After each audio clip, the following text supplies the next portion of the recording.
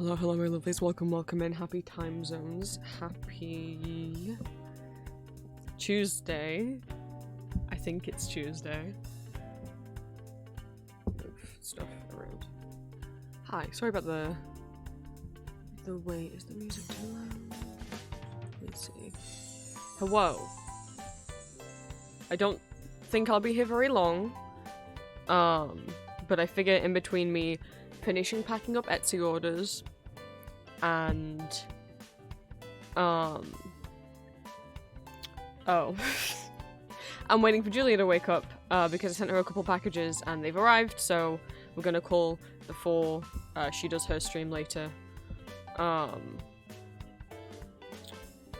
said because I just realized after I packed up the Etsy orders I meant to reopen my store to the USA and I haven't done that. I guess I could do that. We could do it live. God damn, I was like, just don't forget that. Well, because before I do that, I need to sadly up my prices. I'm sorry. I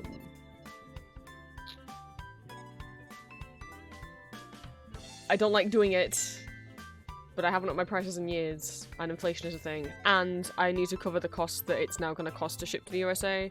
Everything I send to the USA, I will have to pay 10% or more, depending on the type of item, plus 50 pence for every... Sorry, not item. 10% or more of the whole order plus shipping total, and also 50 pence per order out of my own pocket, unless I put my prices up. So I does is got to do that.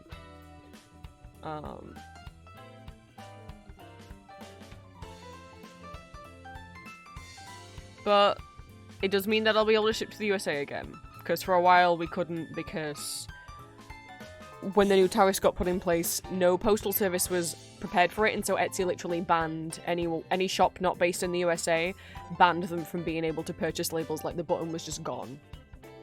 And here in the UK, Royal Mail wasn't letting you ship things out to the USA. They weren't allowing you to buy postage because they hadn't figured out how they were gonna charge people for the tariffs yet, because they have to charge for the tariffs on their end. Like, the way the tariffs work is it's the shop who's having to pay for them, not the customer. Every other country in the world, like if I buy something from America, if I buy something from Japan, whatever, when it arrives, I, the customer, have to pay the customs fees. But that's not how America does it. And it's, it would be illegal for Etsy to try and charge the customers that fee, because it's against US law or whatever. So instead, it's the seller who has to pay that fee. Which sucks. But that's all the orders that came in before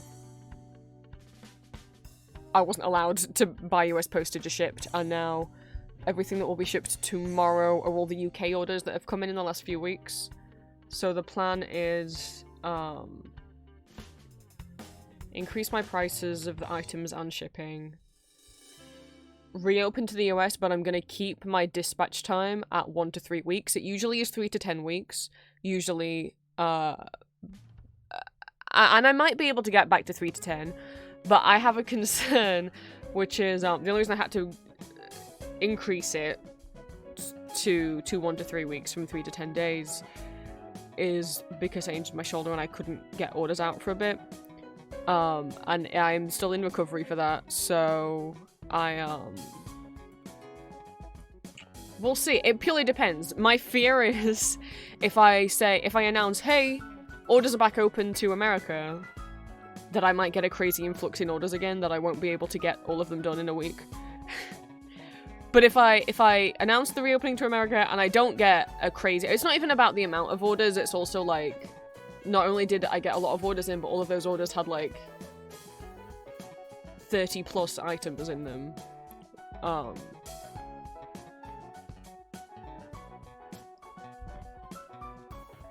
If I want to account for if that happens, so I was gonna leave it at 1 to 3 weeks before it'll dispatch. But obviously if I reopen to the US, And I don't get, like, 70 orders in a week. And I get a more normal amount. Not that I'm complaining about getting a lot of orders, usually I wouldn't complain, it's only like I injured myself, so it hurts to cut out stickers and use the badge press. But, if I don't get a crazy amount of orders, then I'll drop it back down to 3 to 10 days. I'll just have to see. But I figure leave it at 1 to 3 in case it does happen again. And then it's already prepared for. But obviously if that doesn't happen, I'll knock it back down. I don't know if I plan on getting any new products on my Etsy shop before Christmas, because I've got so many other things that I need to focus on and spend time on right now, like finishing building my PC and then getting it,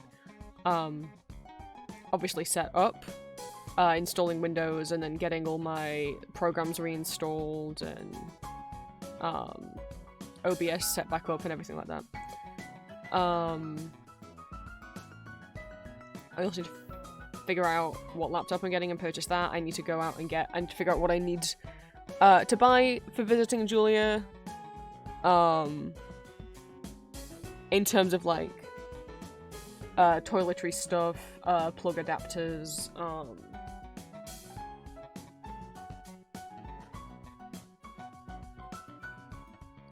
I need to get new suitcases because my suitcases are too big. I don't have a suitcase that's small enough to be carry-on. Stuff like that.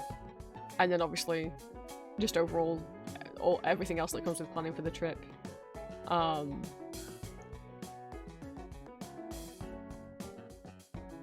Which does also mean I will be closing my shop.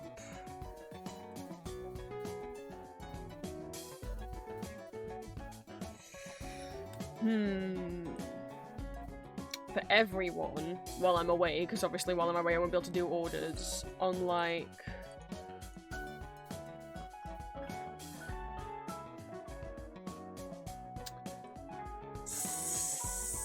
like December 14th or December 7th, somewhere between there.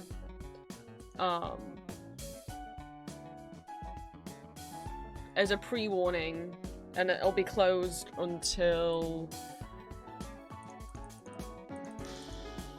January 12th, something like that. Just getting that out there now, in case there's anyone that wants to buy anything off my shop for Christmas. To get those orders in by the end of November would probably be the best thing for you to do.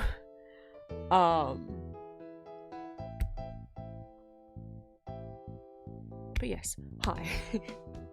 Well, I guess maybe I'll just do, maybe I'll sort Etsy out while Julia's streaming, because Julia is streaming later. Maybe I'll get it sorted out then. Let me see who's in chat. Welcome in Olivia, welcome in Ick, welcome in Midromiel, welcome in Blue, welcome in Avenari, welcome in Hyacinth, welcome in Gremlin, welcome in Ash, welcome in Dallas, Snazzy, thank you for the first time chat, welcome in Corby, welcome in Elixir, welcome in Ace, welcome in anyone who is lurking. I haven't streamed for a few days and this one's only going to be short. Pretty much any free time, any free day that I've had to be able to stream has instead been any free time I've had to be able to stream has instead been spent building my PC. It's happening. Currently everything's in now. Disk drive's in. My brain just went kaput. My brain just...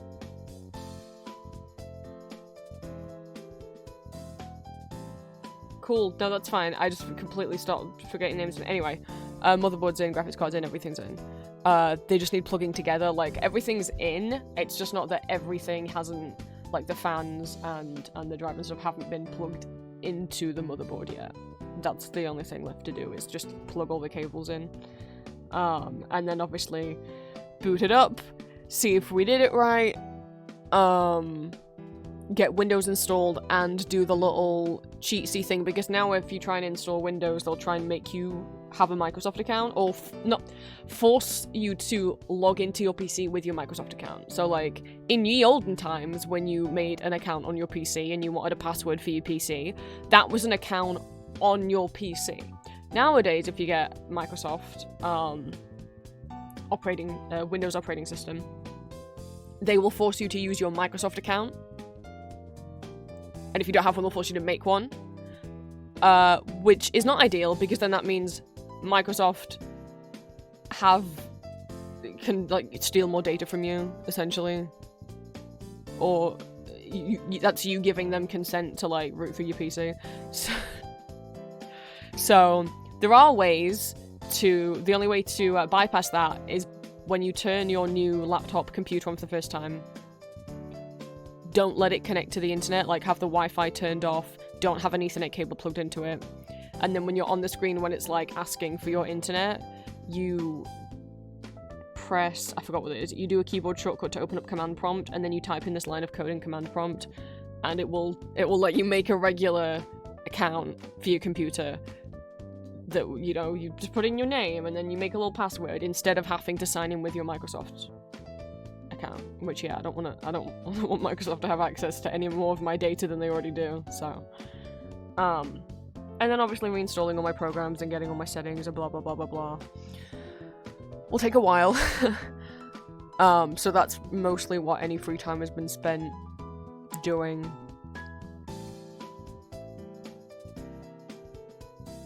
But hopefully it will be done soon, and then I will be and then it'll be done, and then I can stream more often. And I can stream Peak with Julia and Green, and I found a new game I really want to play. I was watching a video essay that was talking about some like indie horror game. I know, bear with me. I know I don't play horror. And the intro was talking about different horror games that were based on like the Animal Crossing aesthetic, which I'm like, oh yeah, I remember some of these, like the little bunny one, and I think they're really cute. So then they started explaining the game that they were playing, which is an indie game called Disco Pup. It's only got like 100 reviews on Steam. And I'm watching them play through it, and I'm like, oh, okay, so it's a time loop game. You play as a little seal. You want to get in this nightclub, but they're only letting dogs in. So you have to try and find parts of a dog disguise in order to then get into the club. But the time that it takes for you to, like, walk around, because obviously there's a lot of things to look at, a lot of people to talk to. The club closes at 2 AM, so if by 2 AM you haven't found every piece of the dog disguise, the day restarts. And now you just take what you've learned to more efficiently, right, well now I know that there's nothing in that house, there's nothing in that house, there's nothing in that house, I don't need to waste time with those buildings, I'll just go over here where I know there is stuff, right? And I was like, okay, this kind of looks cool, and like silly, and the horror seems more like it's like a little creepy rather than any jump scares or anything. And I was just like scrolling along, moving my mouse along the time bar and seeing what the timestamps were named. And one of the timestamps was called The King in Yellow. And at that point, I paused the video. And I was like, I think I have to play this. I love The King in Yellow. I was like, I'm just gonna go see. I'll go to the Steam page and we'll see what the trigger warnings are. Now, the Steam page has no trigger warnings. They class it as like a psychological horror comedy game, and there definitely is there's a lot of silly in it, from what I saw. So I was trying to read Steam reviews without getting spoilers, and they were like, it's like Animal Crossing meets kind of unsettling meets Greek mythology and King in Yellow, and I'm like, I want the King in Yellow reference. From reading the Steam reviews, since sadly there were no content warnings at all in the Steam page, from what I can tell from the reviews, there's no jump scares. people were complimenting that it's more like a kind of unsettling, creepy horror, and not like, boo, a thing jumped out at you, and there doesn't seem to be any gore or body horror or anything like that, as far as I can tell. So I'm like, oh ho ho. Usually I don't play horror games because I can't do jump scares, I'll just have a panic attack. I can't cope with like gore and blood. That rules out a lot of and body horror, and that rules out a lot of horror games. And even sometimes just playing something that is just kind of creepy, I can really struggle with if I start to feel too creeped out, especially if it's later in the day, and especially if I'm on my own. I can start getting paranoid, and I don't like that. But it looks really cool, it looks cute.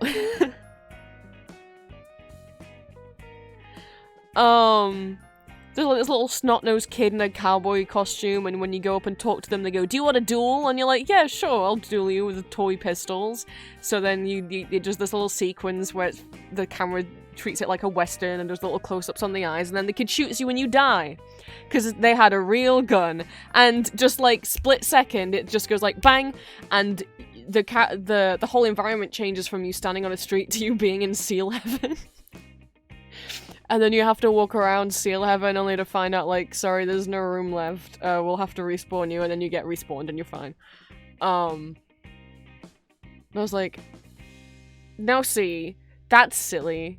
And there was no, like, jump scare, there was no loud bang of the gun or anything. It was just like, oh, right, no, which, to be fair, given the fact that I was going into this video knowing that this had creepy elements, I was already thinking, is that gonna be a real gun? Are we gonna die?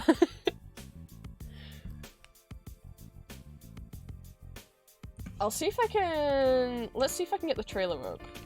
Because, like I said, it's only got like 160 or something reviews on Steam. And I think it looks cute. Yeah, I was watching Eurothug 4000's video essay, the indie game that made me lose my mind, but I don't want to watch it. Well, I started watching it and then I was like, I must play this for myself. Let's see if we can get the trailer playing.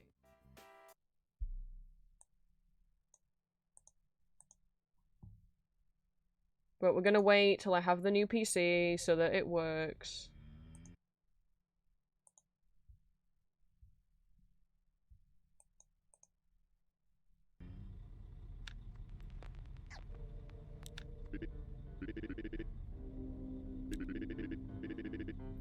Oh, sorry, it's laggy. That's my computer, it's not the video.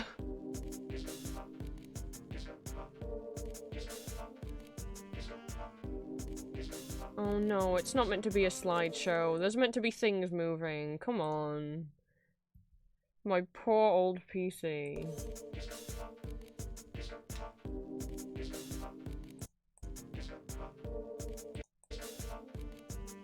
It's really not having it, is it? It's not having it at all. I was hoping I'd find the trailer on YouTube because I didn't think the Steam page would load properly. But,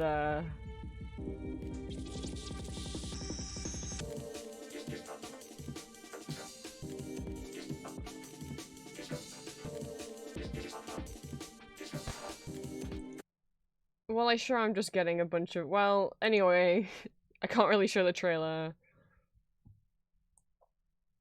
But it's called Disco Pub.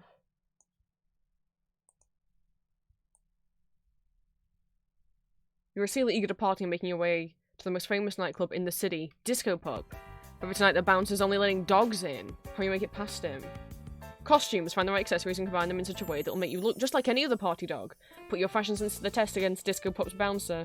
Meet quirky characters, a mouse that speaks only in tiny words, a suspicious wolf granny, a cowboy pup with a big plastic on- did he set a word gun on his paw? A mind-reading ferret, they all have something to say and they might help you in your search for the perfect dog costume. We only have so much time. Disco Pub closes its doors at 2 AM. Whatever you do, make sure it brings you close to your goal. Investigate and figure out what actions are worth doing. The best night of your life depends on it.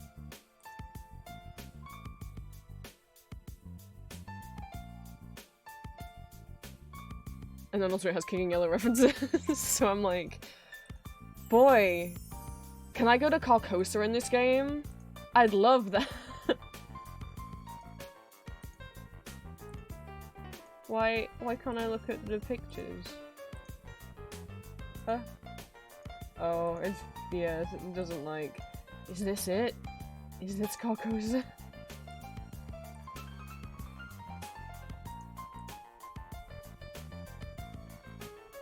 So I want to play that, but I have to wait. I have to wait. Because as you can see, my computer couldn't even load the trailer.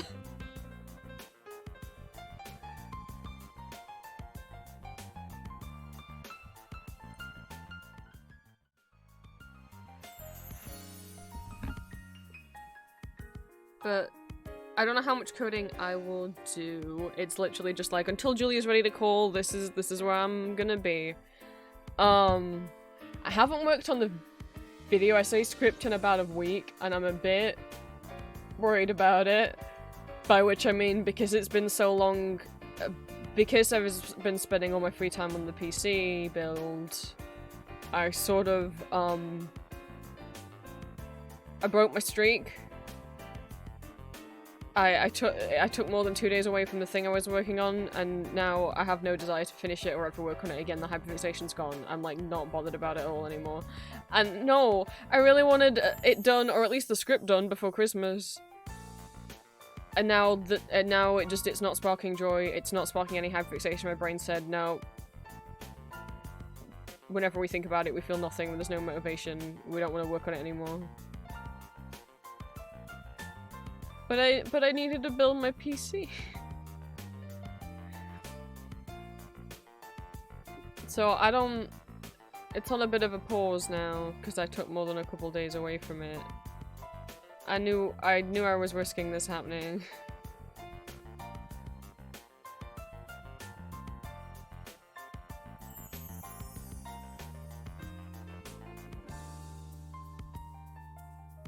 But I feel so we're just doing coding, because I don't know what else to do.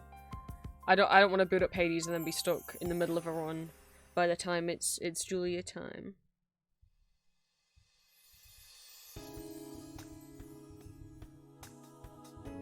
Hang on. Ah. Julia woke up. That doesn't mean she's ready to call yet.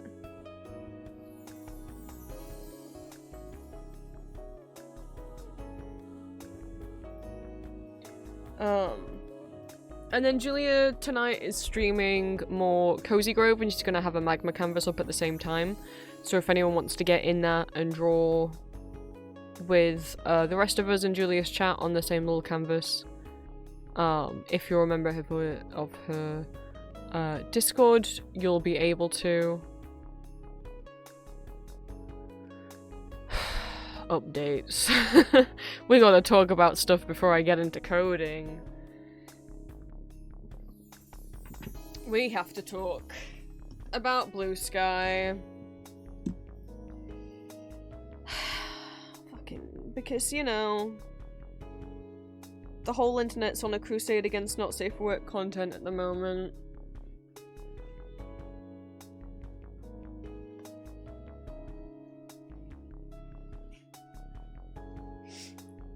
And I want to keep you guys up to date.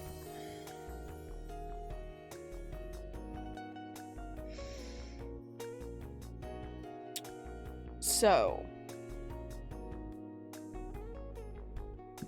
Blue Sky have updated their terms of service, their terms and conditions. Oops, I knocked my cane over.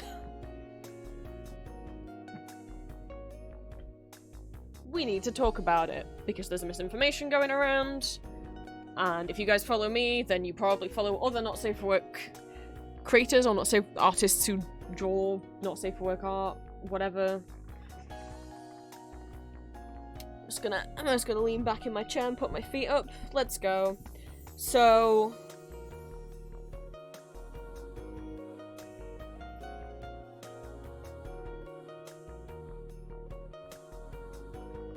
what was banned previously was, sorry, I'm getting my mic closer because we're just gonna have a little chat. It's you and me. Before Blue Sky, so they've changed the rules on sexual content and on mentions of, and on self-harm and suicide. We're not going to go into detail, but I'm just going to mention what the rules were and what the rules are on those on the suicide topic. So before, all that was banned in regards to self-harm and suicide was that you were not allowed to encourage it, which makes sense. That's completely fair. Do not encourage or tell people to harm themselves or kill themselves. The rule now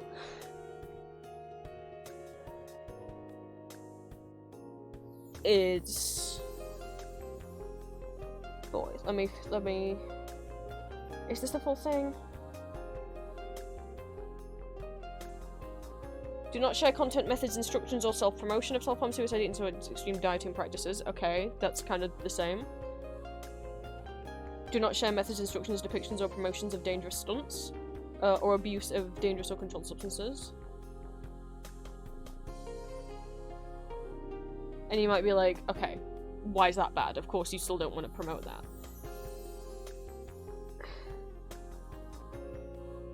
They've then put protected expression, support recovery and mental health. Personal recovery or experiences or survivor stories shared to promote healing and community support rather than encouraging harmful behaviour. So that's not the big concern, because obviously it's them adding clarification to it. Some people are worried with that rule that they're worried about, like, what if someone's just talking about those topics and their experience with those topics. How is a Blue Sky mod going to be great at determining whether or not they think this is promoting it or not? If you write a story where a character commits suicide, is Blue Sky going to consider that you promoting the Blue, you know, what's the nuance going to be with the Blue Sky mods on that?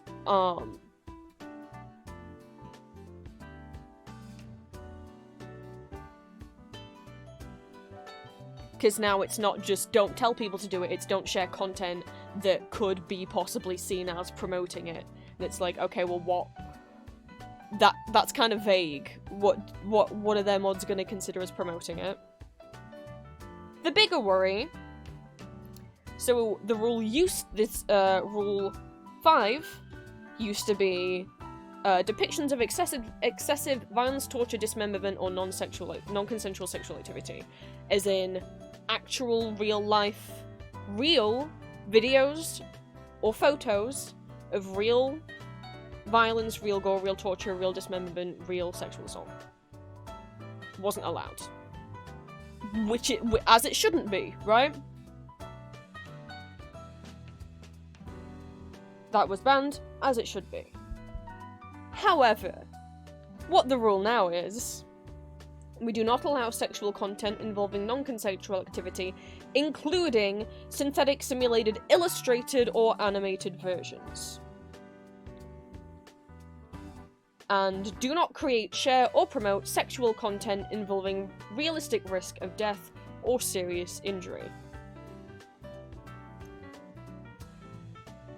Now, before anyone starts thinking, before anyone starts jumping down being like, oh, well, I don't think people should, because what's now happened is illustrated fictional depictions of non-consensual sexual activity and sexual content that could involve realistic risk of death or serious injury is now also banned. Not just real ones, but fictional ones.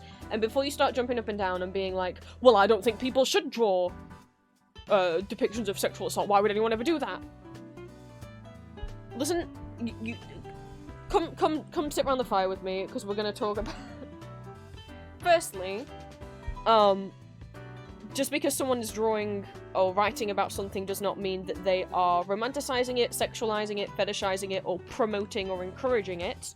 There are plenty of stories that involve assault, that involve non-consensual acts, that are people's biographies of things that happened to them, that is people telling fictional stories but based on real events that they've had, is people processing their trauma, inventing, making vent art.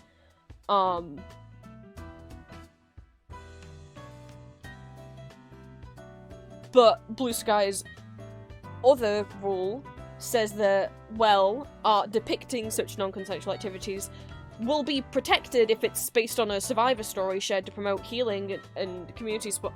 How will the mods be able to tell? I don't know that I trust them, firstly, to be able to tell whether or not this fictional, non-consensual, non-con piece of fiction is vent art or not. So that's part number one. They're saying the exception is if it's made by a survivor in order to educate, but I don't know that.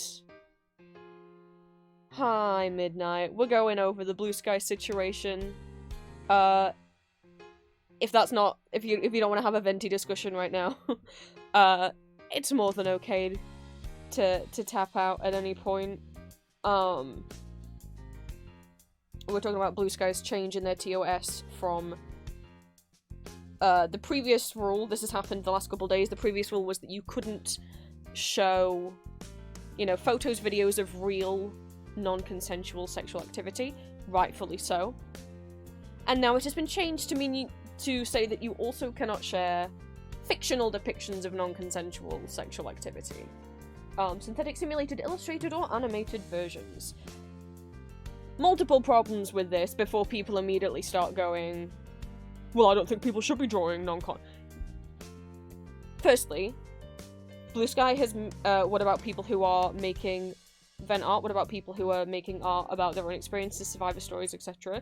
Blue Sky has put a caveat saying that if it's a survivor story shared for healing and community support, it's allowed, but I don't trust that their mod team is going to be able to accurately tell that. Secondly, some people have CNC kinks, some people have consensual non-consent kinks, which is where you roleplay consensually with someone else, a non-consensual act, but it's roleplay. Not my thing.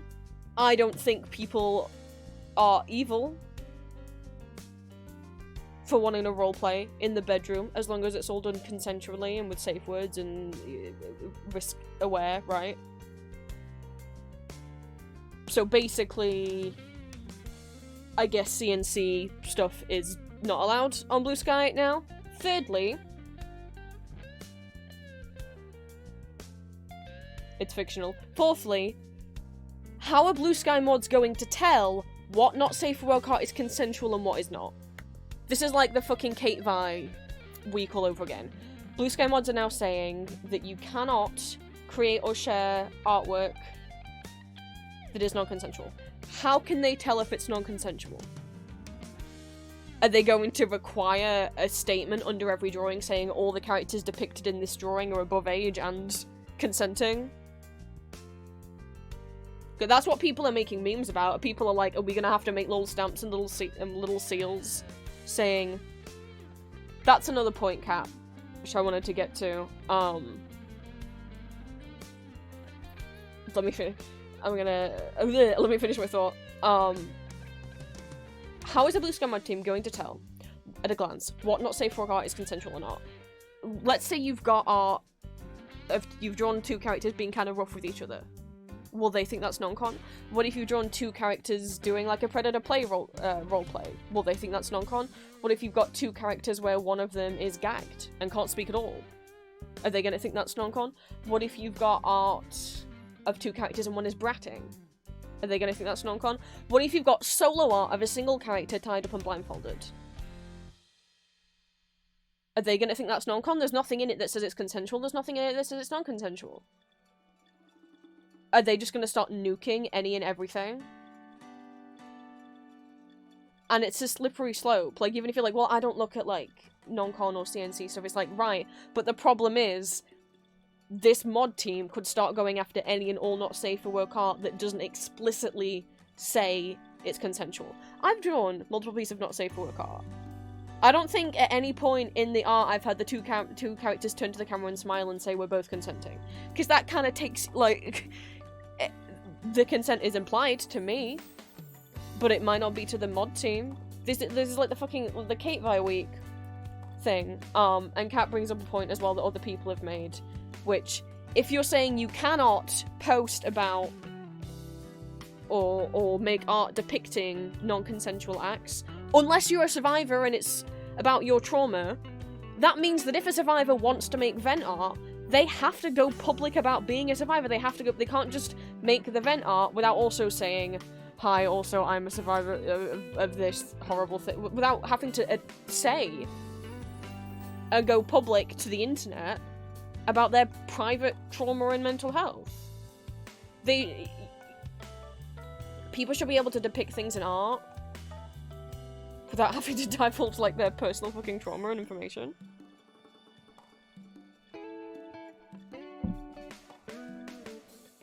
And then, in addendum to that, so firstly, it's like, it's not just a matter of, oh, any art depicting non-con could get hit, it's any not safe for work art could get hit. Because what artist, you know, when you scroll through and you're looking at not safe for work art, I know a lot of you do, if you're looking at, like, Ghost, Call of Duty, Deltarune stuff, like, how many pieces of art have you looked at where the characters explicitly say, I consent? None. So, how is the Blue Sky moderation team going to determine whether or not they think a piece of art is depicting consensual sex or not? I don't trust them to be accurate about that.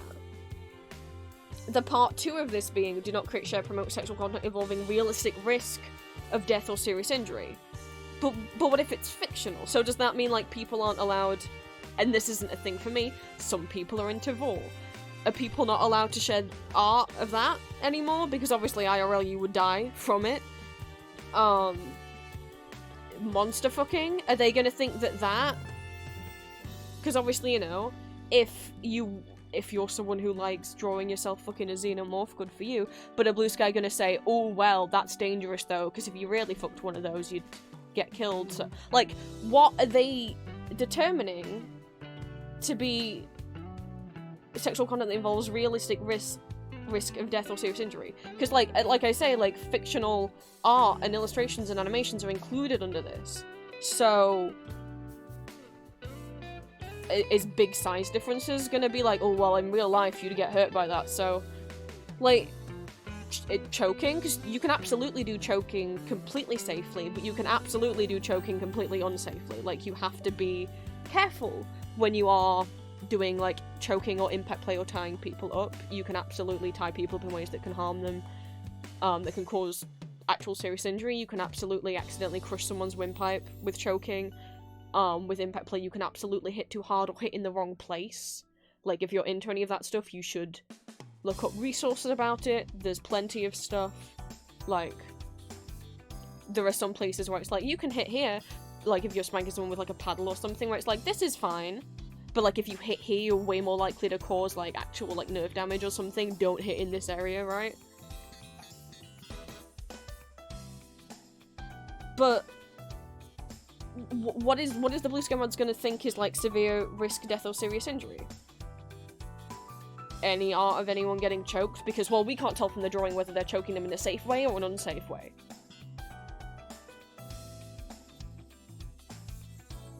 Is it, you know, like...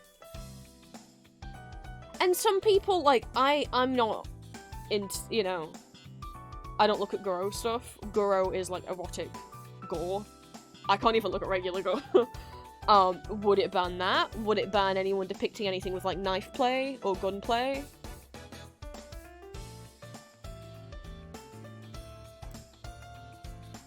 Because how does the Blue Sky mod team know if the gun you've drawn actually has bullets in it or not? You know, like, what are you counting? And at this point, like, what are you counting under stuff that could involve realistic risk? And also, so you're just banning a lot of kinks from being depicted? What, like, for what reason? For just that the Blue Sky mod team doesn't want to see it? After they were boasting, you know, being this place where there were safe or not safe work artists, right? Because they have decent tagging systems, and the thing is, they could just make more tags. Like, Blue Sky is great because when you post not safe for work art, and you mark it as, like, nudity, gore, or sexual content, it will not show it to anyone whose account is under the age of 18. But it will still promote your post, whereas other things like Tumblr and Twitter, if you mark the picture you've uploaded as 18 plus, as not safe for work, it will, like, not show up in the algorithm, it won't show up in the tags, it won't show under searches. No one will ever be able to find this. And it fucks any growth, and especially for artists, right? So Blue Sky was the one place that didn't do that, but now they're just seemingly like... Who even knows? Banning a load of kinks, or like, just, like, I don't trust the mod team to be able to accurately do this. Be cause a problem with people who have vent OCs that made to cope with that stuff exactly.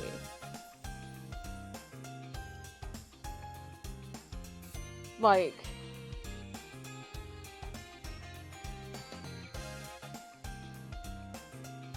It's such a mess. So I'm gonna read out some posts made by people on Blue Sky. There's a lot of people claiming that the TOS hasn't been changed. They have been changed. The TOS is now banning fictional non-con. And if you're like, well, I don't look at non-con or draw non-con, right, but what are they gonna determine is non-con?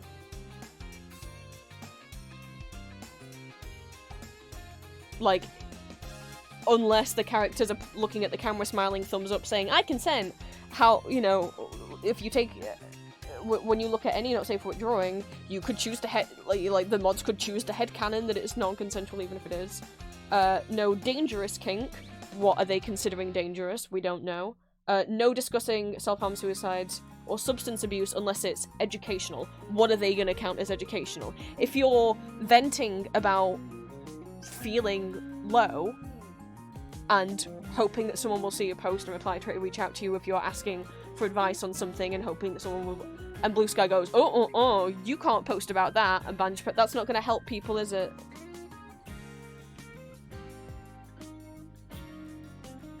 So, what you can do is you can give feedback to Blue Sky. On PC, it's under the trending tab. On mobile, it's underneath where settings is.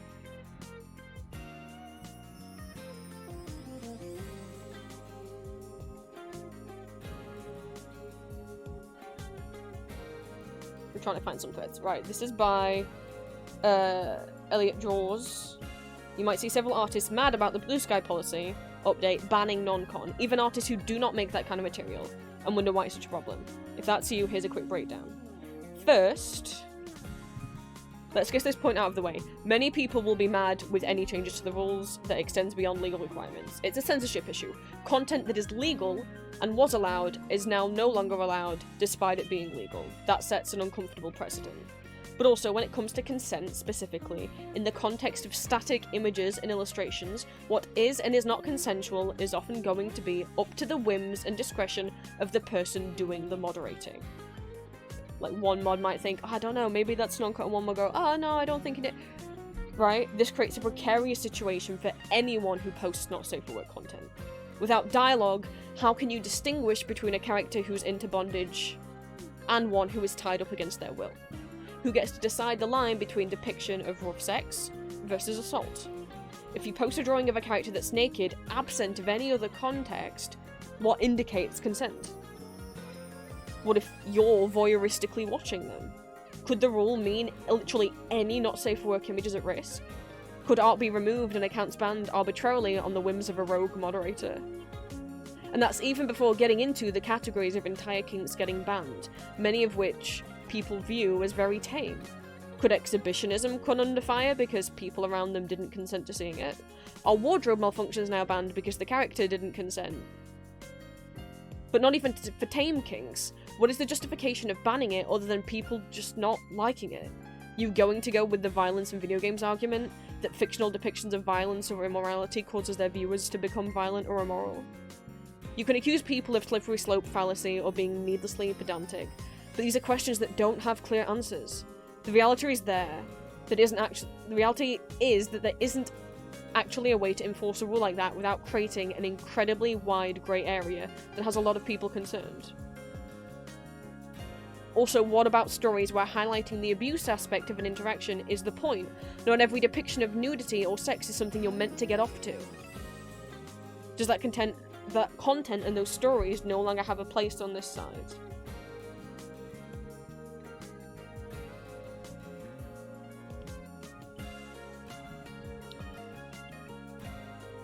All very good points. Obviously, I can't show the images they were using as examples because can't show that on stream. I have retweeted this thread on Blue Sky.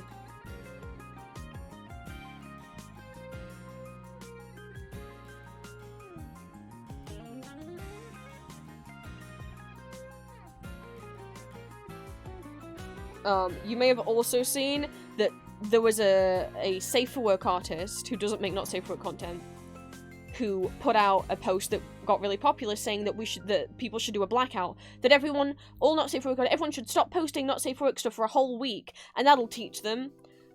Don't do that. Please don't participate in the blackout. That's gonna help no one. The artist, I don't know if they've taken their post down yet, but the artist made that post saying we should do a blackout. What? Why?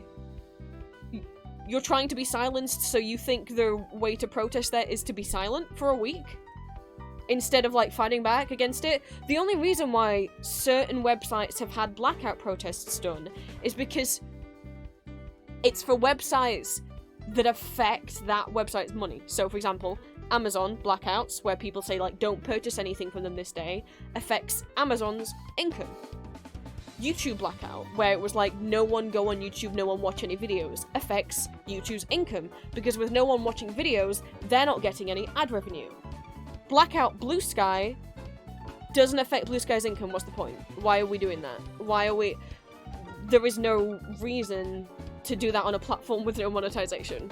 You are not affecting their bottom line. It does not matter to them. If anything, you're doing exactly what they want. They want not safe for work artists, seemingly, to go away. Why would you encourage a blackout and for people to stop posting stuff? Like, don't. And so many not safe for work artists replied to that post and quote retweeted the post being like, hey, this is actually a bad idea and I'm explaining why. And the artist just, like, ignored all of those replies and instead was just replying to some of the ones that were, like, saying, this is a great idea.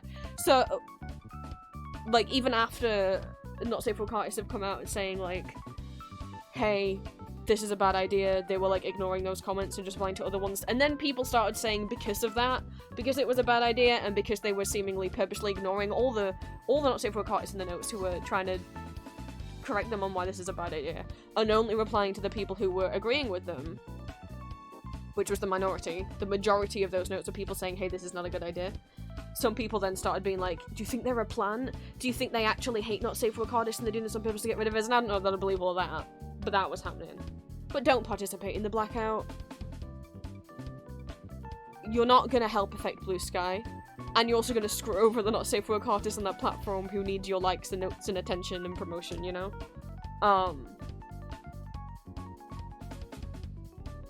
Silence is compliance. So, things you can do: talk about what's happening on Blue Sky, make posts about it, use the hashtag Blue Sky Censorship or BSKY Censorship.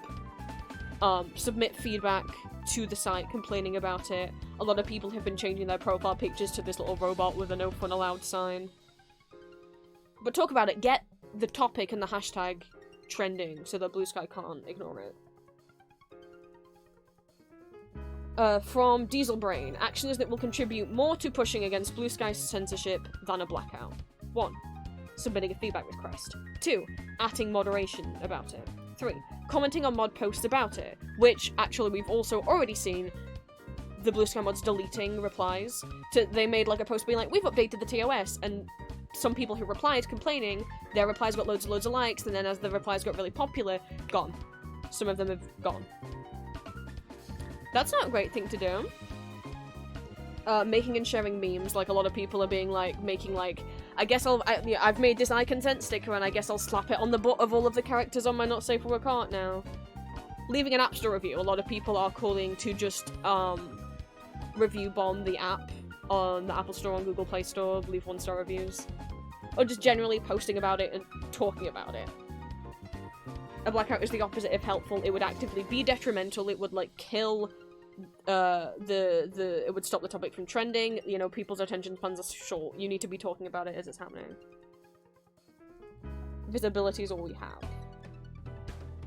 A lot of people have actually increased the amount of not safe for work art they're posting in the hopes that, well, in protest and also in the hopes of, like, it becomes more difficult for them to moderate so much stuff. And the thing is, all they had to do instead is just do what not safe for work artists have been asking for and add more tags, because at the moment you can only tag your not safe for work art as nudity, which is if it's like non-sexual nudity, like violence and gore, or sex. But people have been asking, why not have more specific tags? You could have like a tag for BDSM, you could have a tag for CNC or non-con, dubcon. Like AO3 has more character warnings than content warnings than what Blue Sky has, right?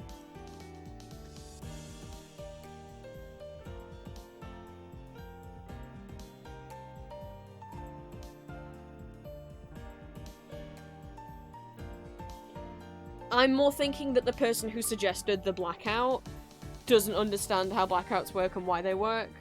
I don't think they're like an industry plant like some people were saying. I'm not conspiracy theorying on it. It was probably someone who's like, oh, well, people were doing a blackout on YouTube, so that's a thing people do in protest, right? So why don't we do that on Blue Sky? Without stopping to think and understand that the reason people did that on YouTube was because it actually affects YouTube's bottom line. Because every time you watch a video, the AdSense money doesn't just go to the creator, the AdSense money also goes to YouTube, right? So if everyone stops using the site for a day, that's a whole day's worth of income, thousands and thousands of dollars that YouTube doesn't get, right? Same with if you were to do a blackout on a store like Amazon, right? Where no one orders something from them. But like we said, with Blue Sky, they're not losing any money, they're not losing anything by you doing the blackout. So I just think it's like,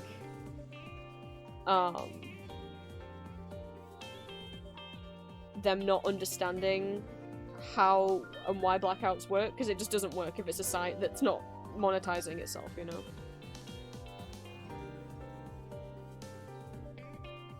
Let me see what else.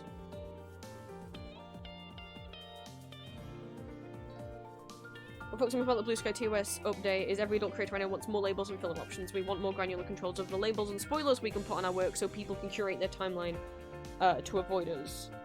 The people who want to create their timeline to avoid us can do so.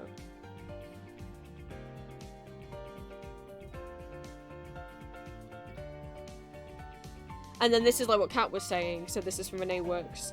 Trying to make a distinction from this is art the artist makes to deal with trauma, and this artist's... Trying to make a distinction. Like, imagine you're just scrolling through and looking at images, and you have to make a distinction from this piece of art was made by the artist to deal with their trauma, and this piece of art is very clearly fetish stuff.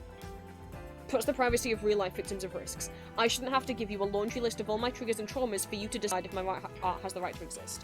I don't think some of you all understand how dangerous it can be to have to rehearse this over and over again. Some people use the anonymity of fiction to explore trauma, to explore fetishes they know can be harmful IRL. Just like it. Some just like the freedom of creating. All of these are valid. All art has a right to exist. And you as an individual have the right to criticize it. These things are not mutually exclusive. Saying this art disgusts me and I don't want to see it or support it is valid. Saying you should stop creating this pervert stuff, it's horrible, doesn't help victims, it makes you an asshole. But yeah, like, Blue Sky's exception to these new, like, don't post any dangerous kink stuff being, oh, unless it's like, because you've got trauma from it and you're, like, doing it to, like, heal and educate. How are their moderators gonna tell what the purpose is? And if the only way they can tell is if you have to say, I have trauma, this is vent art, you shouldn't have to. You shouldn't have to tell the internet, which is full of trolls and people who will harass you, what your traumas and triggers are. Just to be allowed to post a piece of artwork.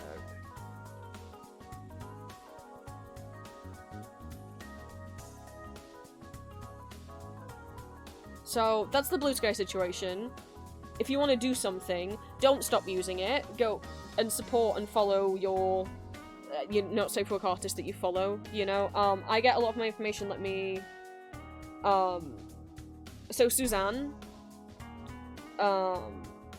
aka Tender Miasma, who you might know as, an artist who draws her, OC Clover with Halcyon from Baldur's Gate, and who used to draw a lot of art shipping Alucard from Castlevania with D from Banjo to D. She was also an official character artist on Castlevania and Castlevania Nocturne.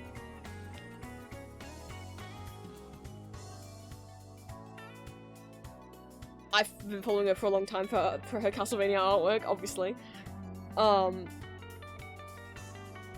but she is always posting about the censorship stuff, and Alison and Clover, right? A lot of the ways that I keep up with what's going up to date with her. She's not a news blog by any means, she is an artist. But even just looking now, scrolling through,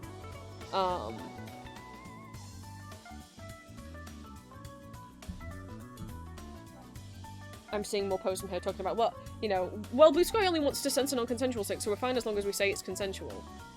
But if you look at something like Patreon's terms of service, they said it doesn't matter how the artist describes it, they'll ban it whenever they feel like it, right? Which is, again, if any of you guys wonder why don't I have, like, hypnosis audios up on Patreon, why aren't I doing more, like, Dimitri hypnotizes you, Orpheus hypnotizes you? It's not allowed. Patreon have said, that all hypnosis is non-consensual, even if it's fictional, which is wild because, like, firstly, it's fictional.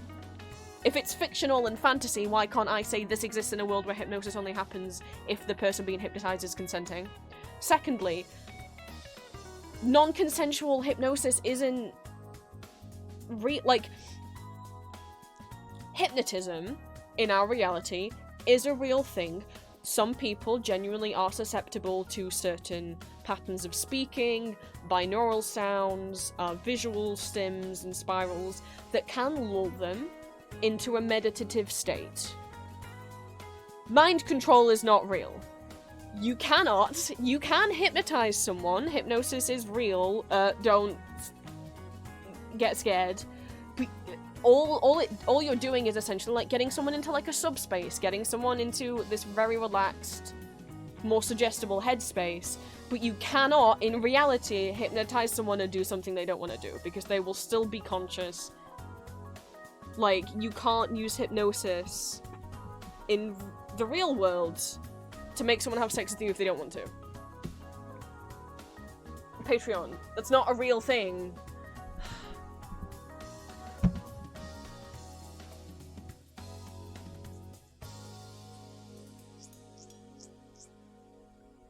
I don't trust that Blue Sky's moderation team is going to do a good job with this. Not that, frankly, you shouldn't ban all depictions of fictional non-consensual activities. Firstly, because, like like we've said, people use it to vent, people use it as education. There are stories that have non-consensual scenes without that being fetishized or sexualized. There are people who have CNC kinks, like, whatever it is. But also, how is the Blue Sky moderation team going to tell the difference? And they just won't be able to.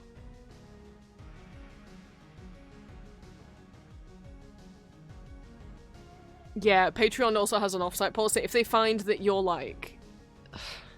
I've heard that happening to multiple people. That even if everything they post on Patreon is compliant with Patreon's TOS, if they never post non-con or dubcon on Patreon, but they do post non-con or dubcon on Twitter, Patreon have found out and been like, hey, you're posting stuff elsewhere on another platform, delete it, or we'll delete you. From Little Evil One, Blue Sky Moderation has proven they cannot identify actual sexual content. I do not trust them to ban only non-con sex, and even then, non-con deserves to exist as long as it's, got trigger warnings. Also the rules about self-harm are ridiculous. Yeah, with the other rule being about, now that the rules on self-harm, suicide, and substance abuse have changed from don't encourage it to don't mention it unless it's educational, but it's like, how are you gonna tell whether or not it's educational, Blue Sky? Like, or don't mention it unless you're, like, a victim of it, and it's, like, a way for you to, like, raise awareness. Like, fuck off. So people aren't allowed to make vent art, so people aren't allowed to reach out for help. Fucking... So don't do the blackout. What not safe for work artists are encouraging people to talk about it, make posts about it, retweet posts about it, use the hashtag Blue Sky censorship, BSKY censorship. Bomb the app on the app, like leave feedback and then bomb the app on the App Store, like give it 1-star reviews. here's someone's one-star review they left. Blue Sky's recent TOS updates, despite 14,000 public comments rejecting the proposed updates, are vaguely worded and impossible to enforce fairly. Not only do they open the door for any adult content to be banned on spurious grounds, these content restrictions can be applied to most mainstream media, such as mouthwashing or Game of Thrones. It's incredibly disappointing to see this app apparently abandon their stated goal to maintain a free and open platform, which is absolutely true, and we've seen this happen. Not right now, narrator. We've seen this happen with other bans that are happening, right? Like, people have pointed out when, that according to the list of banned things that Visa and MasterCard don't want you buying, which, if you didn't know, has expanded. Some email went out saying that they were also saying fantasy stuff. Like, if a character has cat ears or fairy wings. Which is wild. But, you know, what we saw with the Itch.io and Steam bans and Visa and MasterCard, PayPal, Stripe, and Payoneer banning stuff, the list of things that they say we don't think you should be allowed to buy would include Game of Thrones would fall under those. Game of Thrones has scenes with non-con in it. Game of Thrones has scenes with incest in it. And obviously is also fantasy. Mouthwashing is a game that is the whole point is like listen to women and look out for women, because spoilers if you don't know what the point of mouthwashing is, you found out by the end that you've been playing as an asshole. You've been the villain the whole time. Is everything that happens on the ship the reason why the ship crashed? And mouthwashing is like one of the biggest indie games of the year, right? Or did it even come out last year? How long's mouthwashing been out? If you're not familiar, it's the one where there's the guy with all the bandages on and he's just got one eye peeking out because he's lost all his skin. That's mouthwashing. The whole reason their spaceship crashed is because Jimmy, the character you play as, sexually assaulted Anya. And because they didn't provide, the shitty company who made the ship didn't provide locks on doors, I forget if it was for the medbay or for personal quarters, so she just wasn't able to stay safe.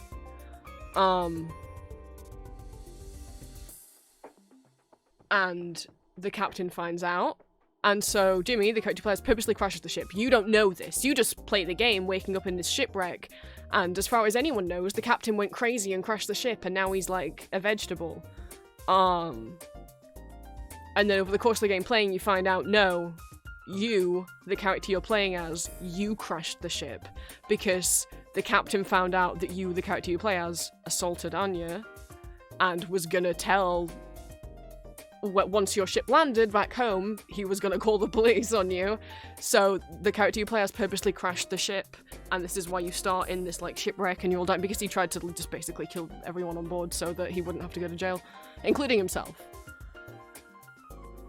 That's the plot of mouthwashing. That's what you find out. Obviously, there's more to it. And the Anya's assault is never shown on screen. It is a thing that you find out happens before the start of the game. But it's enough that, yeah, it was affected by, the PayPal, the Visa and MasterCard, and obviously, and PayPal and Stripe and Pioneer, ban. It got delisted on Itch.io. Literally the most popular indie game of the last year. How many mouthwashing cosplays and mouthwashing merch did you see, you know, on Etsy at Comic-Con, you know?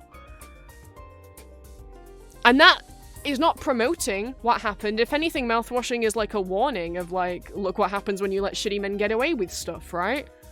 And look what happens when you don't listen to women and don't protect them. It's in no way fetishizing it. But it wasn't considered educational, so bye-bye.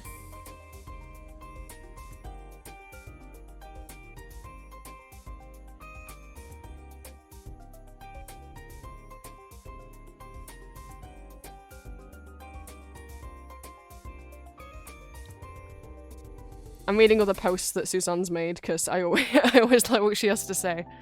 Blue Sky's new TOS says it alone has the power to determine whether a fictional drawing shows consent or not. Demand that they repeal this harmful and misguided rule. I'm retweeting things as I go. And give us the tools instead to protect to protect creative freedom, post your porn with the tag hashtag Blue Sky Censorship, spelled BSKY. No porn or post use the hashtag Blue Sky Censorship to talk about why this matters and demand change. Repost not safe for work art in protest, uplift our voices, and tell others what's going on and why to care. Where the feedback form is bonus action. So show your solidarity, make the mod sweat by changing your icon and posting our mascot, which is this little robot who's like hammering a sign that says "No fun allowed" into the ground. It's always more important to do one of the examples in the thread rather than just changing your icon, so consider this a side quest only. And there's some examples if you don't know what to say on the feedback form, or the people have taken screenshots of what they've said, you can literally just copy-paste it. But don't give them legitimate reasons to ban people, right? If you send a feedback message, if you at the moderators, don't harass them, don't threaten them, don't suggest violent acts, nothing like that, because obviously then they have a legitimate reason to ban you. And of course, you know, again, a slippery slope argument, who knows? Who knows? Will all not safe for work art be next? I mean, frankly, all not safe for work could be caught up in this anyway. Will LGBT people holding hands be next? Who knows? New to censorship of fictional adult content is a massive overreach and makes this definitely not a free and open platform. It demonizes survivors and silences artists.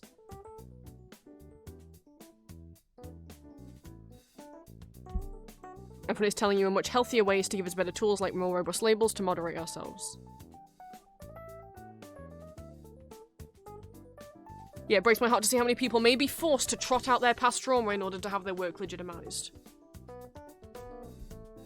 In front of a jury of platform moderators. Like, yeah, I mean, are mods just gonna ban art, or are they gonna, like, message the artist and be like, hey, do you actually have trauma related to the art you drew? Because if you don't, we're gonna ban it. So if you do, you need to tell us and or provide proof. Like, is that where we're getting? Like, if someone gets banned for posting art that the mod team decide is too dangerous. However, the new rules state that such work is allowed if you are a survivor of said thing and it's vent art, right? But then in which case, you'd have to appeal that by telling the mods that you have that trauma. What if they don't believe you? Are you gonna have to prove it some way? Like, how do you, like, if you're trying to get your account back or your post reinstated, I don't want to think how that's gonna play out.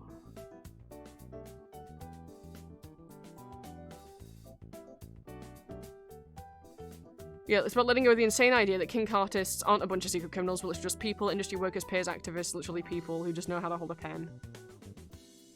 It's well, forcing people to prove that they deserve to create things they want to create, it's... Yeah. And also, again, and there's no such thing as a perfect victim. Like, they're not gonna find, like, the most perfect person and be like, yes, okay, your trauma is good enough that you get to post this art. Like, ugh. It's such normalized, re-traumatizing sexual harassment to expect this of people, just for being kinky victims. Was I kinky first or abused? Was I kinky first or abused first? I don't know.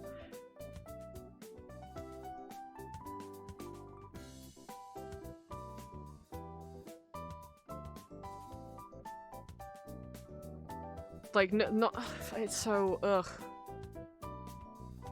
The idea that, like, Blue Sky want you to only have kinks if it's from trauma is, like, that's terrible.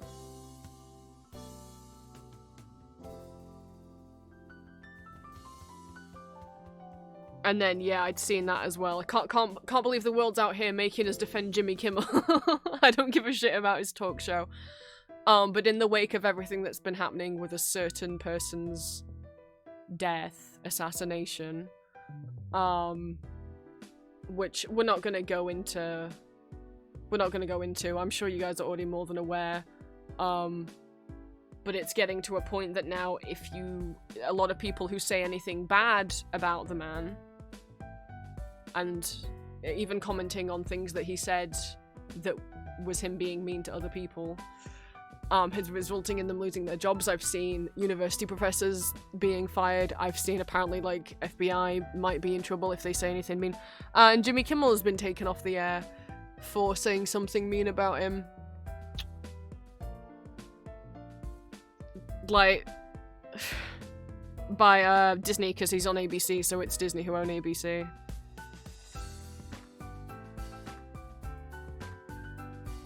So a lot of people are saying, even if you don't care about Jimmy Kimmel, if you care about, like, censorship and freedom of speech and, like, being able to maybe call someone who was maybe mean a meanie, cancelling any Disney accounts, Disney Plus subscriptions, Oh,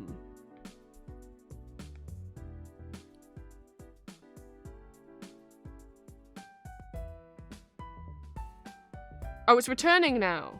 Okay. Sorry, I'm scrolling through. It might be coming back.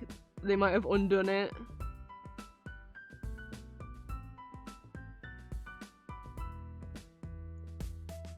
Wow, okay, what's Disney said? Walt Disney Company issued the following statement. Last Wednesday, we just made the decision to suspend production of a show to avoid further inflating a tense situation. We felt the comments were ill-timed and insensitive. We spent the last few days having thoughtful conversations with Jimmy. And after those conversations, we've reached the decision to return the show. Good. I mean, and that's the power of boycotting, yeah. And complaining.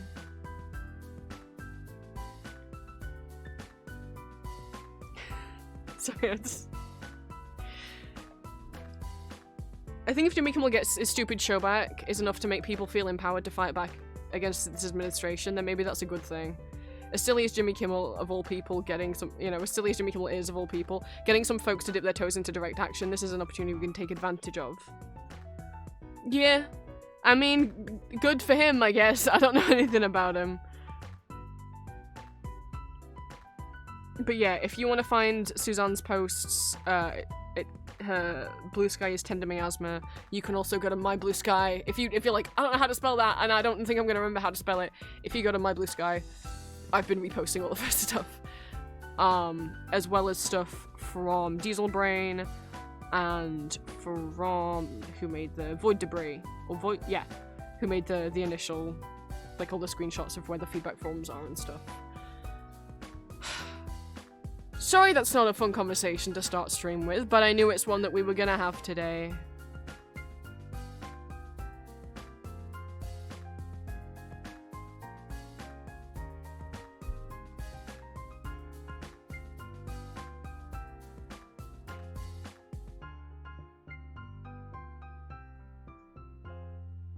But it's a thing that I wanted to talk about, because I post not safe for work stuff on Blue Sky. A lot of us here made the move to Blue Sky from Twitter, and this is a bunch of horse shit. That's all I wanted to say. I wanted to make people aware of the situation, especially if, mine and everyone else's Blue Sky accounts goes missing. It wasn't me. I'm not deleting mine, so if anything happens to it, I got porn banned.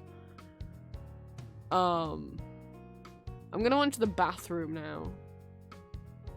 And then we'll see what we're doing when I get back. That's the end of the vent talk. If anyone's like, ooh, that was a lot. That's it. That's it.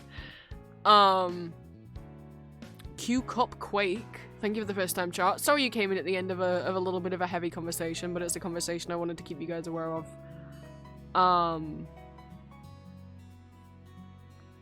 Yeah, I'm gonna go to the bathroom. When we get back, coding or GeoGuessr, we'll see what happens. I started making Saturn's page last night and then got to EP, so maybe we'll at least finish that off. I'll be right back.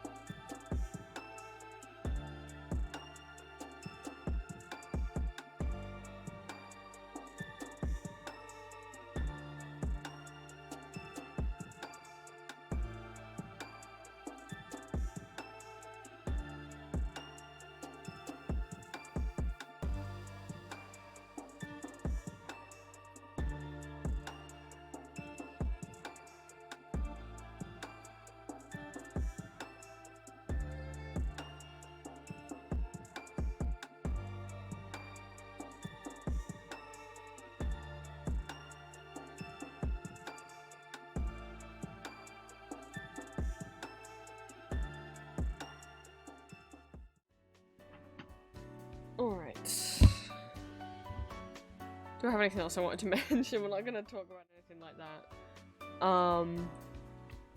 In terms of what I've been up to,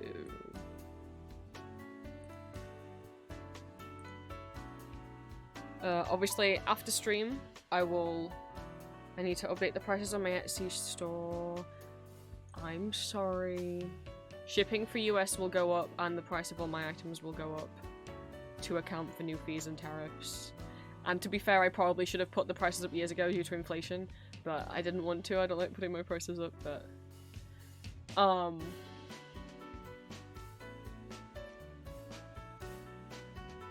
not by crazy amount. I haven't I don't know yet. I need to think. Badges will definitely be going up by £1. I don't feel like I can charge more than £2 for a sticker. Like, mine aren't waterproof. So maybe I just have to lose money on those. I don't know. I think US shipping is gonna go up probably by like a whole $1 in order to account for fees. So that otherwise I'm losing money on every sale because of the fees I have to pay now to buy US postage. Which, fucked up, it also applies to gifts because I got charged the same tariffs and handling fees when I sent the gift packages to Julia. And 10% of a gift package that I sent Julia, with the weight of those boxes and everything in it, is more than what you guys are ordering on Etsy on average. Dollar no holler, yeah. Which I don't mind. Which, you know, it's Julia. I'm gonna send her the gifts, but that's fucked up that they're applying it to gifts as well.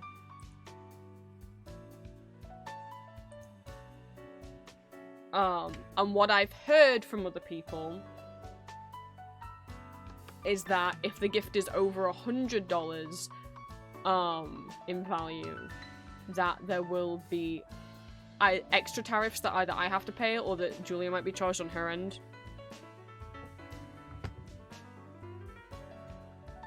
I don't remember which way around it is. But yeah, the tariff price will go up a lot. Or significantly. I don't remember how much.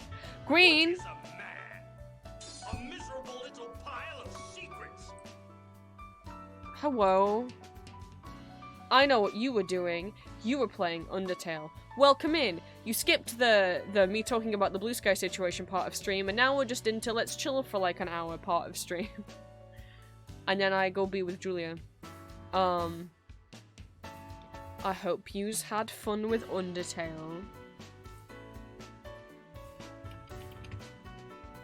I know, it's your first replay since 2015, right?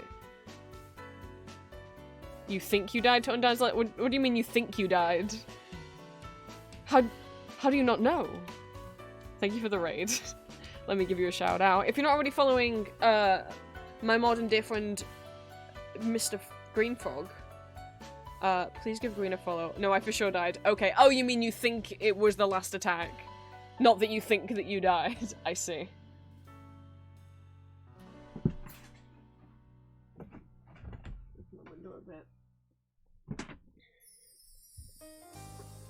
Welcome in, and welcome in Bunnies, and welcome in, who else came in? Welcome in Jones. Hello.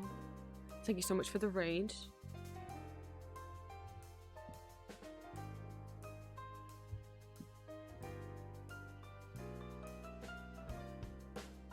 I presume Green has already had lunch, but if not, mayhaps Green think about it. I mean, it's 5:30.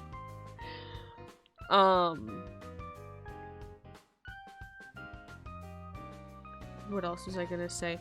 You don't get my regular spiel. We all know who Green is.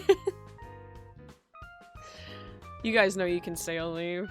Let me...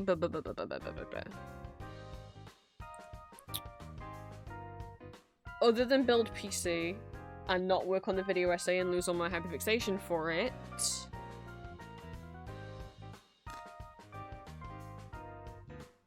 What have I done?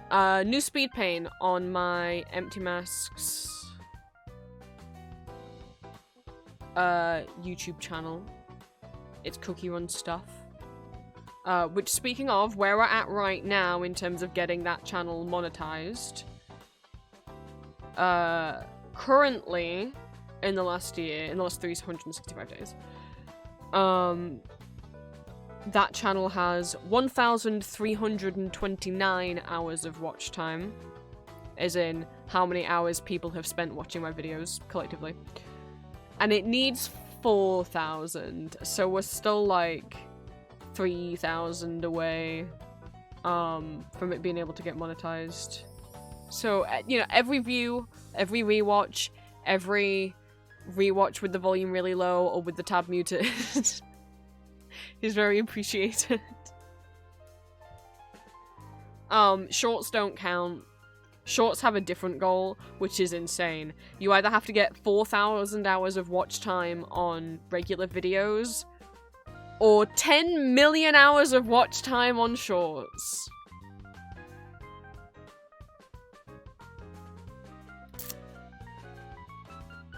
As well as having over 1,000 subscribers.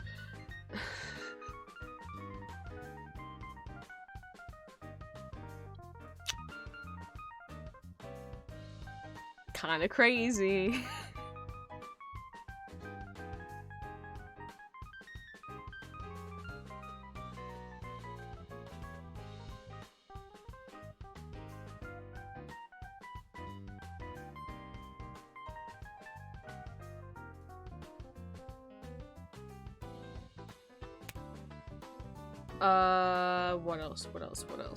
What else? I drew gay Candyland art. You know, because I was ranting to people about how Mr. Mint had a horrible downgrade in his design, and then I just was like, maybe I'll just draw him. And then I did, and I had fun. This is my new favorite guy to draw. I love drawing his- I was like, should I draw his eyes in my regular style or like this? And I showed Julia. I was like, because he has little just button dot eyes in the game, even though everyone else has regular kind of anime cartoon eyes. And I was like, Julia, which one? Because I kind of like the little dot eyes. And she was like, the little dot eyes. What's this? He's kissing boys. I really don't like how I drew Lord Licorice. Yes, these are from the hit board game, Candyland.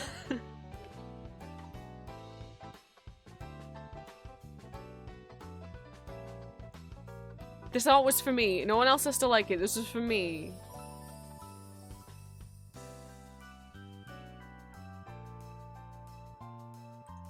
I love him. I want to draw him 10 million more times.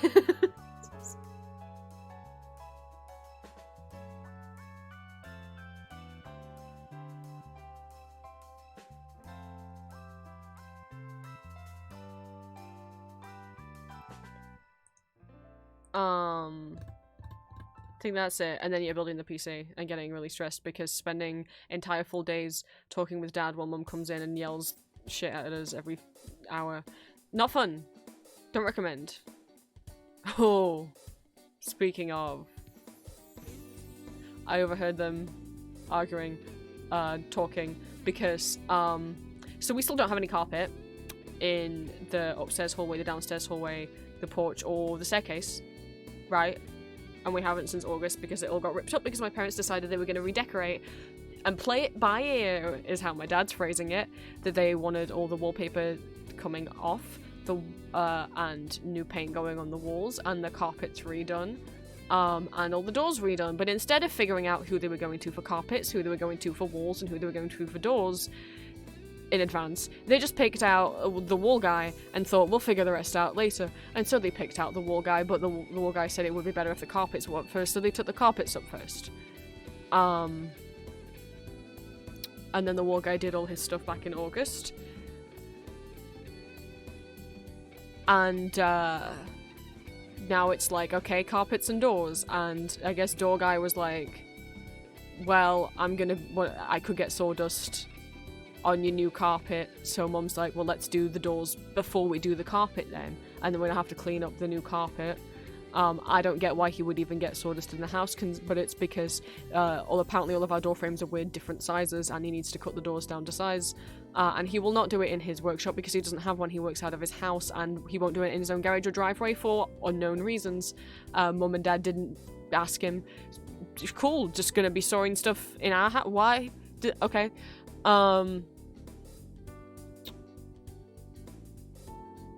So they don't want to put any new carpets down until the door guy can come and do the doors. But the door guy has gotten sick and now has a backlog of stuff and won't be available until November.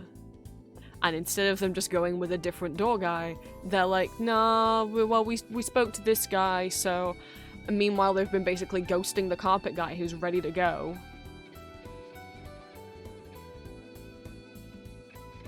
And feeling bad.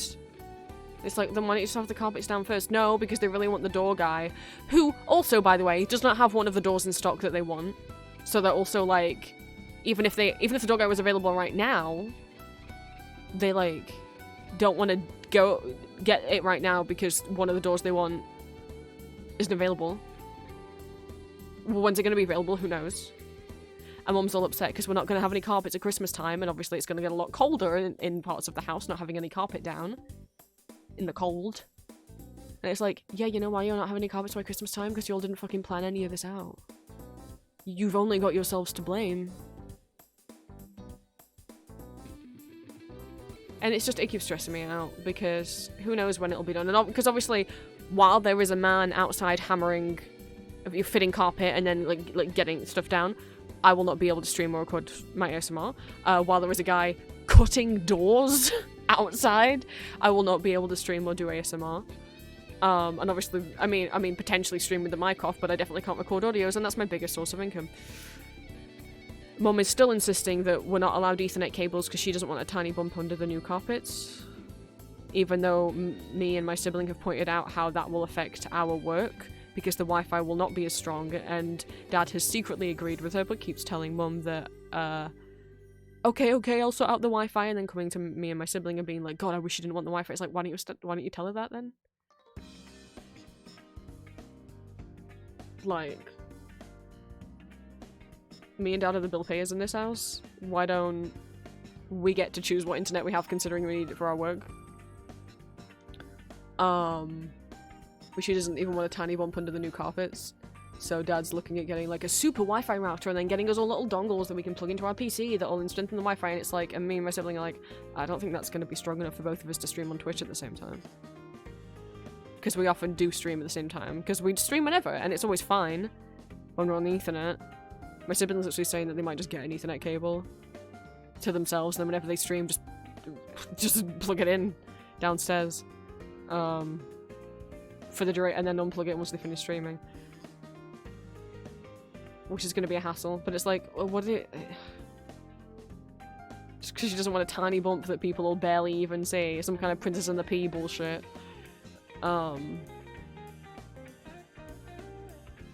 It's annoying, it's stressful because it's like, I don't know, and any week now there could be a strange man turn up in the house, and because obviously we saw what happened with the previous workmen they hired. They didn't even tell us what days they were coming, they didn't ask in advance what days they were coming, and me and my sibling were just caught off guard by opening our door and there being a strange man outside.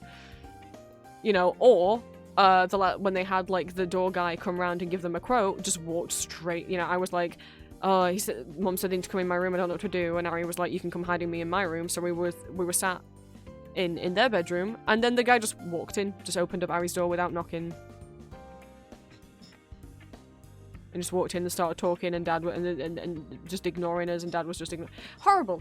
So it's like, well, I mean,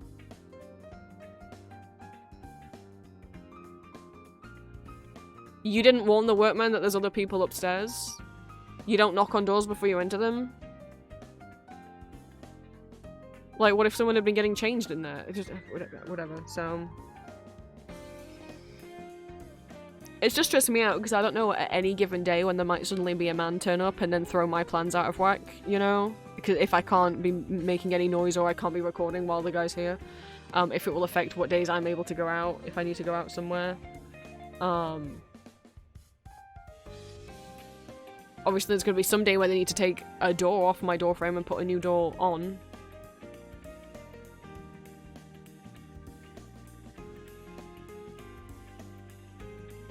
And obviously during that time I can't be recording, streaming, or making not safe for work artwork. Because my PC monitor is full view of the doorway. And yeah, I'm sure it will feel colder in the house. And, yeah, it's a pain to have to, like, strap on shoes every time I want to leave the room. Sometimes if I'm like, oh, I'm out of water, but I really don't want to have to put my shoes on. Also, because, no, did I tell you, have I streamed since I fell over? I think so.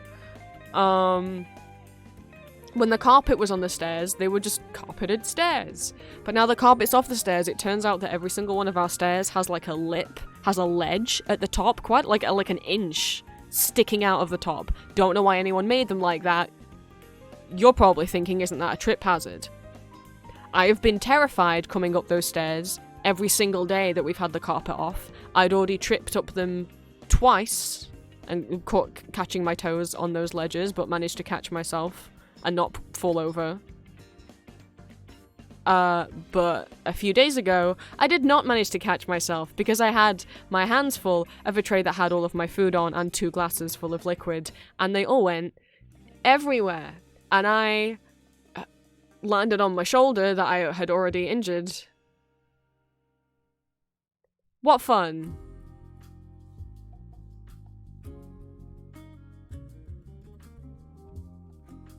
I've tripped. I already tripped again since that happened. I managed to catch myself. I tripped this morning going up them again. Dad's tripped on them multiple times. I'm the only one who's full on fallen. But it's like, yeah, because these stairs are stupid. And I know they didn't know that when they took the carpet off, that the stairs secretly had a death trap installed at the top of each stair. But that's every time I come up those stairs now, I'm so like ridden with anxiety that I'm gonna fall over again.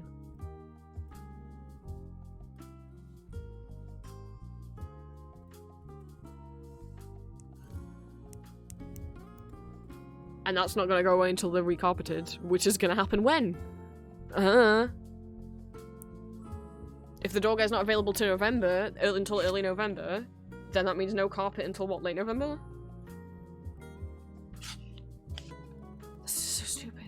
Like, why, and I feel like I'm insane, and whenever me or Harry mention anything about it, we just get yelled at, but it's like, you don't think that that's crazy that you, like, imagine you're, like, building a house and you've got one guy doing the walls and one guy doing the windows and one guy doing the roof.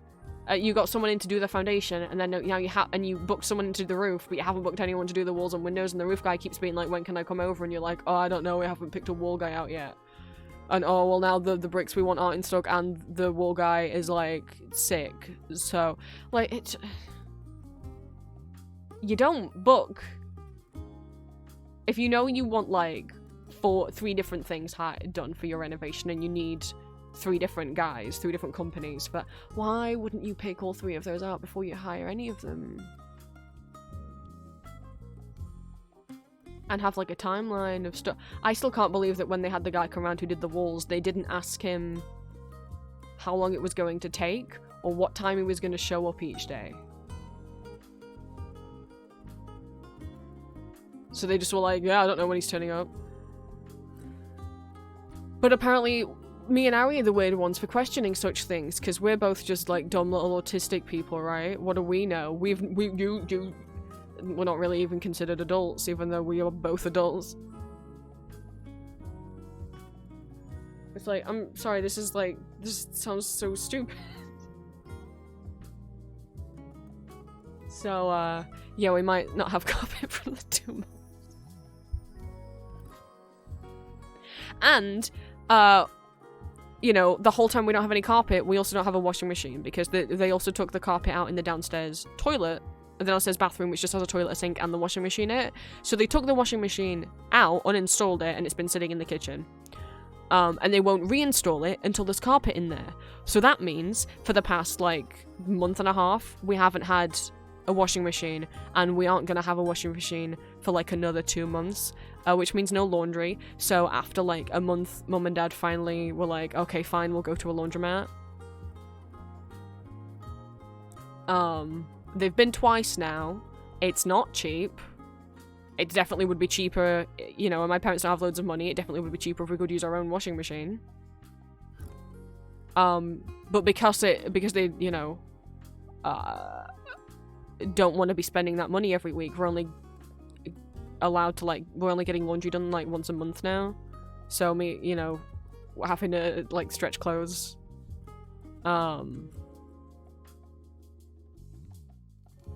for longer than usual.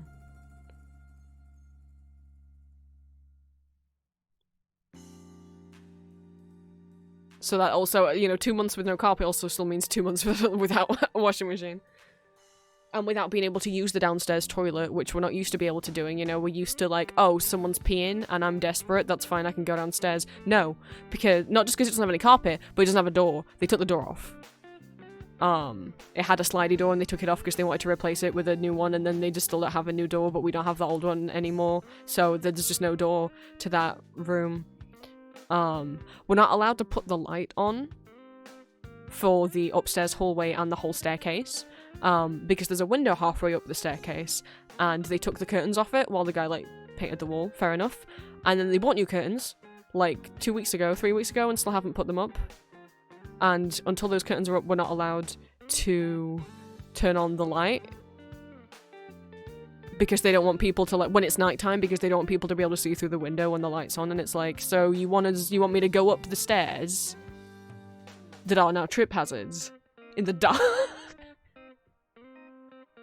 I mean, to be fair, I usually go up the stairs in the dark anyway, although now they are more dangerous than they used to be.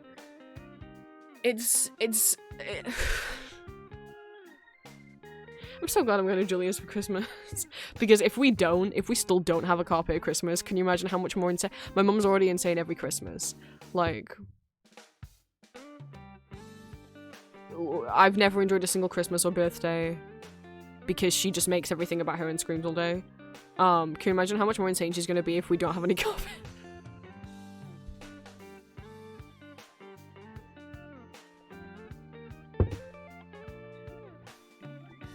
Put it back. I don't know if they still have it. I don't know if after they took the downstairs bathroom door off, if they've already thrown it away. Or if they have it, I think it was like so kind of broken that like they can't get it back on.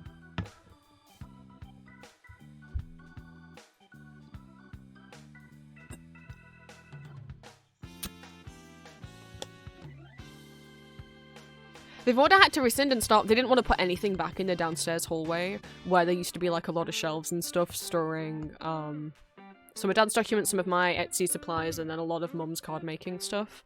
They didn't want to put anything back there while there's no carpet, but they've had to put one of the shelves back in there just on a little rug because where they were storing it, they just put all of the shelves and stuff that were in the downstairs hallway in the dining room.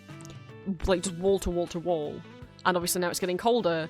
That included the wall that has the radiator on, and if they turned the radiator on, no one was going to feel anything from it, so they've had to put at least one of the things back in the hallway, even though there's no carpet there, because otherwise there was no heat coming out of that radiator that anyone could feel.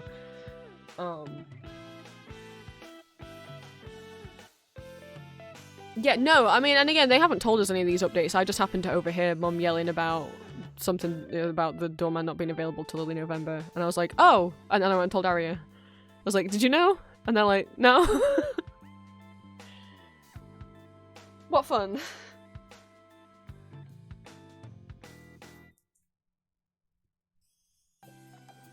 What a topsy-turvy you're living in the vague idea of a house. God, I mean, I would love it if, you know, when the doorman and the carpet man come, that it's while I'm away with Julia, but I doubt it, just because, like, I'll be with Julia over Christmas, and I doubt that those guys will come in and do work the week before Christmas, but maybe. Plenty of people work the week before Christmas. God, we can only hope. And I just don't have to be here for any of that. That would be nice.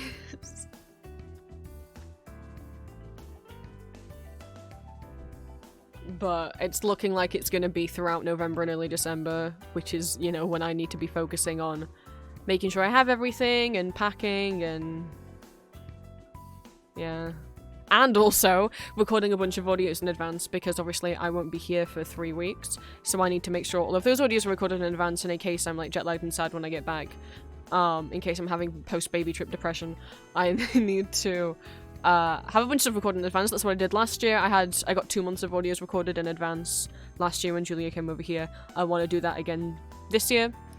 I might have to start recording them in advance now, because boy howdy, I mean, if all of November is taken up by workmen stomping up and down the stairs, sawing off parts of doors and hammering down carpet,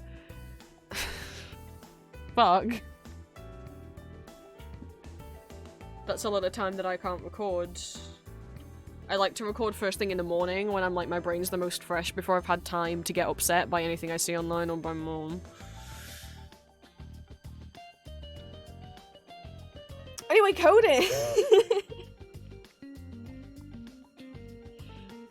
I don't know that I'm gonna get Saturn's writing done, but at the very least we can get the... I copied it from Rudolph's page, so I haven't changed the background and stuff yet. We can at least get the pictures in, we can at least get the wiki table done, and we can pick out some pictures for him. How about that? Fuck.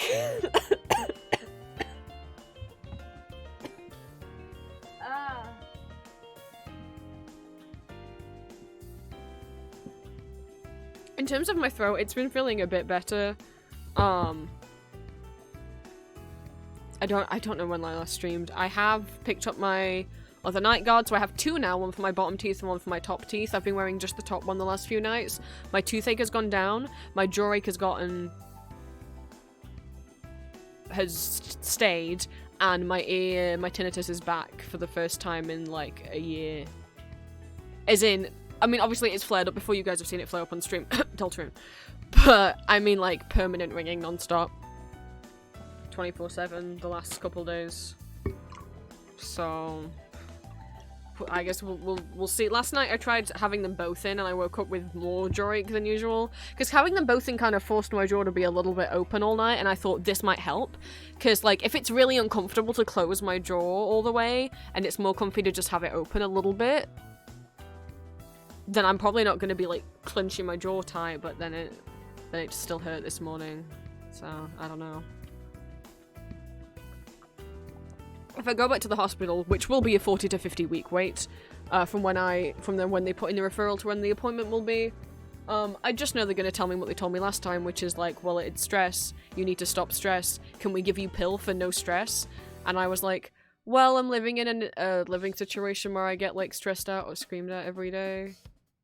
So you can, but like, I'm still gonna be getting.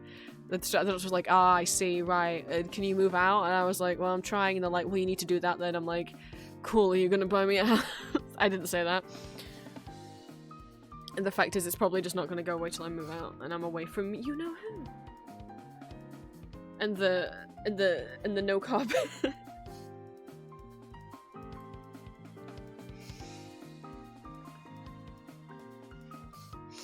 Ugh, my nose.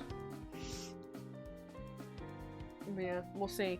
Gosh, it's already started getting pretty cold. I don't think my parents put the heating on yet, and it really has quickly gone from, I'm boiling to, I was like freezing sitting here the other day. And my arms and legs felt like ice. And it's already getting so dark in the evening.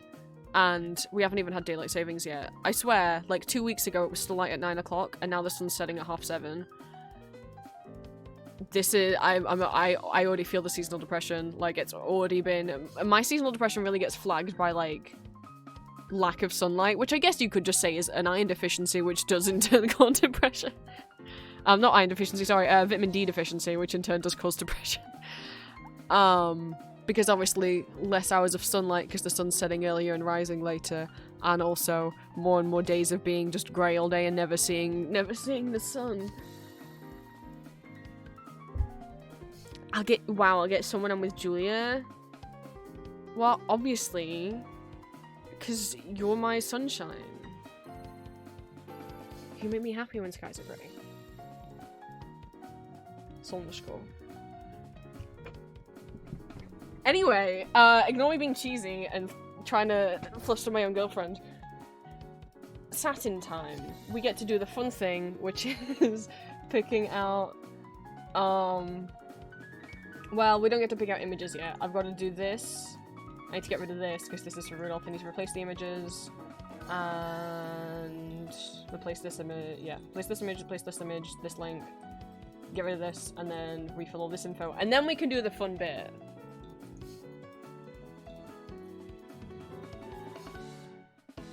But no, me and Julia do have matching bracelets that say Moonlight and Sunshine on them. Did you make us matching keychains and I made us matching bracelets? And then I also made her one that says Solnish Core.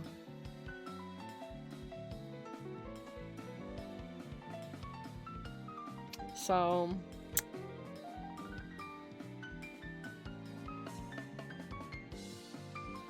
even though... out of Moon and Sun from FNAF, Sunny is my favorite and Moon is Julia's favorite.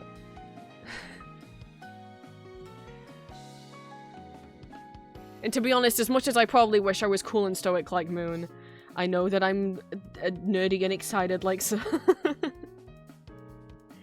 I get called Moonlight and Julia gets called Sunshine, even though my favorite is Sun and I'm probably more like Sun and her favorite is Moon. I don't know if I'd say Julia's more like Moon. I mean, she's my scary dog privilege. I'm not her scary dog privilege. Well, unless someone says anything mean, and then the protective mode comes on. But I am still the one who was scared. Yeah, though I wear silver and Julia wears gold. Julia take naps. That's Moon. Julia is the nap queen. Oh, she is not baby.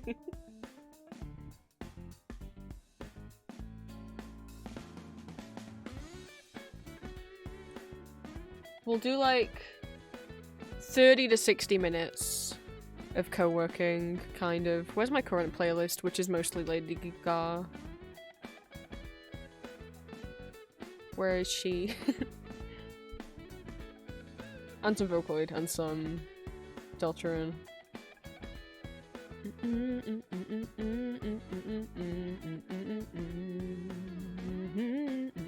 I haven't been able to listen to music. I've been downstairs helping my dad all day, and now my brain's like,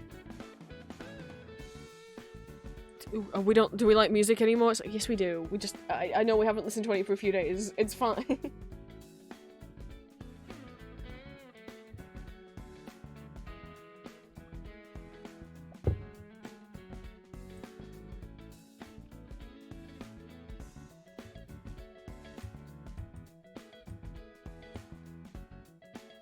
Is something missing from this? No, it's there. Okay. I was like, is Kaito missing from the playlist? It cannot be.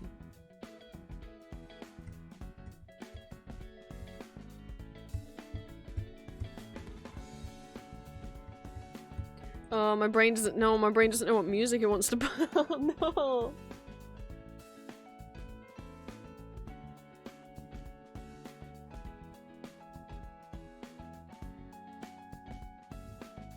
Oh, I just put all the Toho stuff on. Where is... Toho music's what I used... music from the Toho video game series is what I used in the speed paint that went up on Sunday. Mostly stuff from Scarlet Weather Rhapsody and...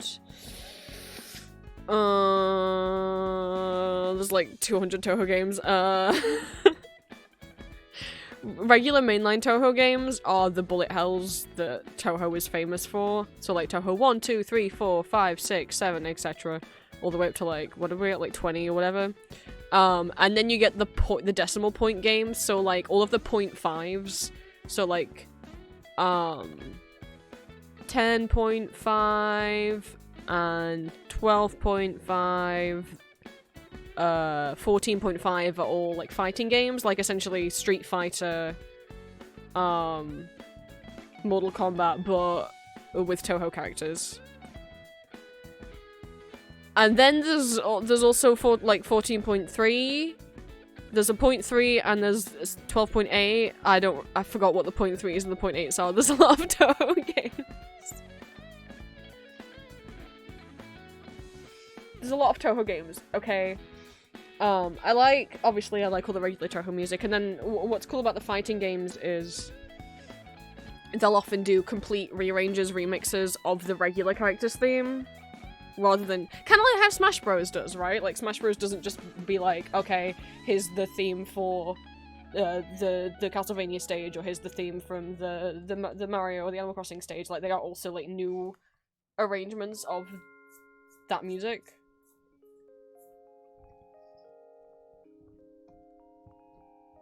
I have so much Toho music. I mean, I could put it all on shuffle. You don't look. You don't understand.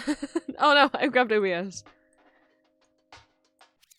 There's so much. We got Toho 1, 2, 3, 4, and 5. Those are the Windows 98 games.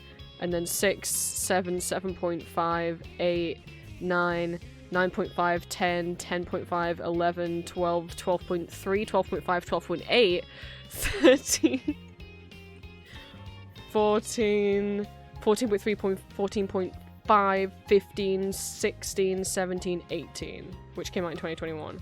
I'm out of the loop on if another Toho game has come out since then. And then I also have the soundtrack for Toho Rhythm Carnival, which is a fan-made Toho game. A fan-made Toho Rhythm game.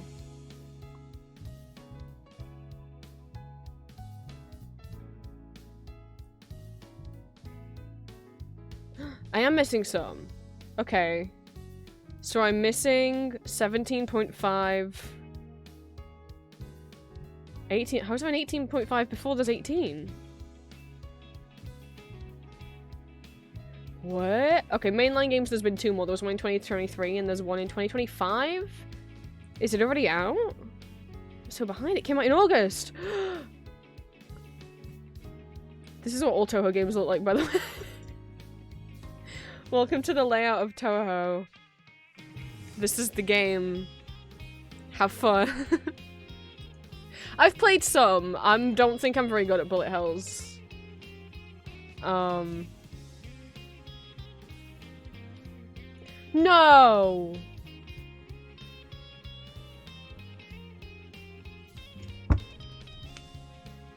No! No! Okay, so Zun, who's the guy who makes all the music, and he makes all the games, and he hires other people to do the art. I don't know if he used to do art. Zun has used generative artificial intelligence for varying background elements for Fossilized Wonders, a decision Toho fans has criticized. Zun later confirmed the use of AI in Fossilized Wonders, saying he wanted to reduce it to nothing more than a tool, and confirming that he used Adobe Firefly. Zun has also said generative AI is relevant to the theme of the game. Fuck off. I don't care if it's relevant to the theme. You can make a game that criticizes AI art without actually, like, generating any AI art.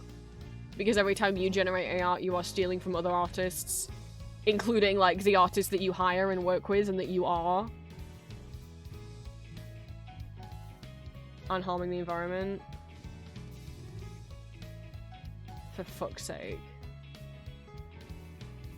I don't care. Toho Creator explains why he used AI in the new title and affirms negative stance towards it. Then why did you use it?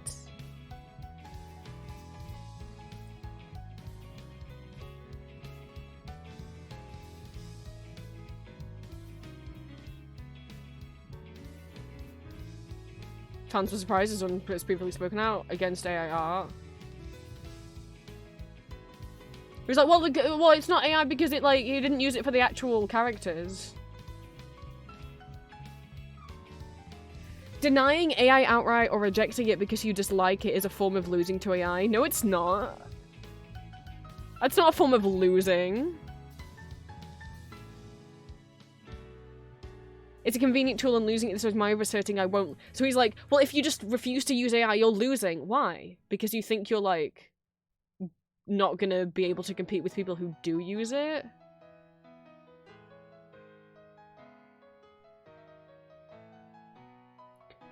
Okay, well, that's... Oh, okay.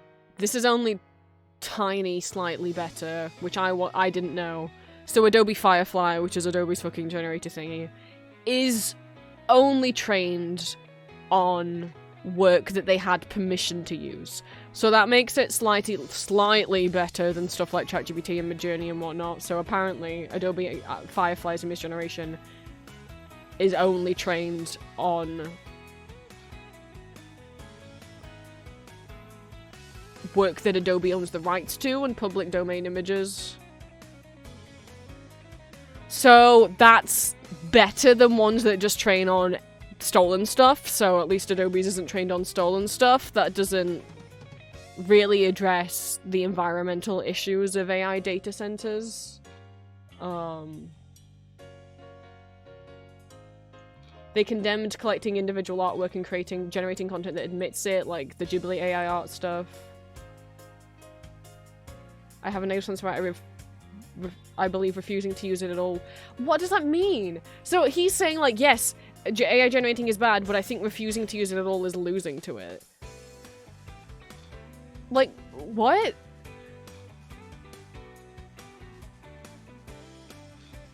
I don't... In what way are you losing to it? Like, does he think, like, well, everyone's using AI, so if I also refuse to... Is he like, I'm giving the AI power over me if I ignore it? This isn't, like, fucking... This isn't Labyrinth. What do you... Like... You're not losing power to it. It's not a person. Like, well, ignoring it is giving it what it wants. It's like, no.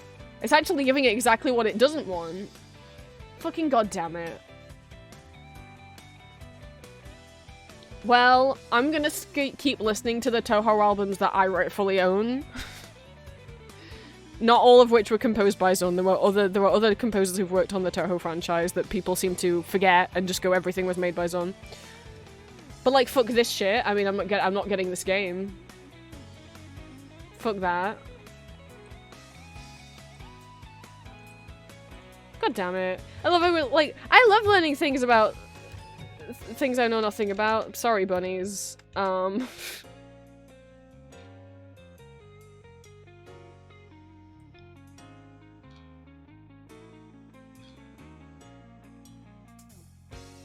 Well done for being slightly better and only generating stuff based on stuff you had permission to use.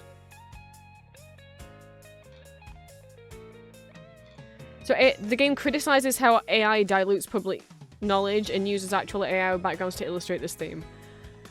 Does it?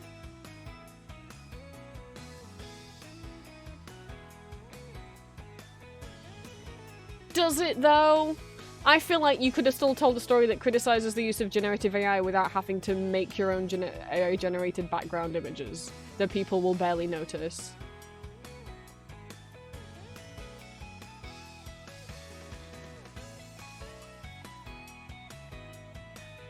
It doesn't make any goddamn sense. I don't want to read the AI summary, but it doesn't make any goddamn sense.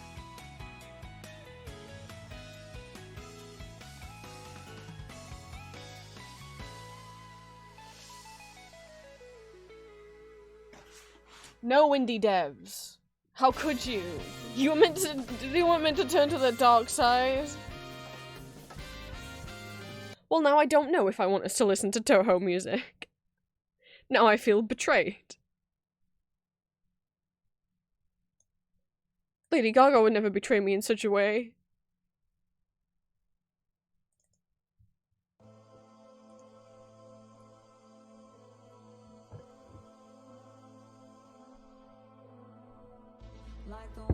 I'm gonna have done no coding by the time I go see Julian.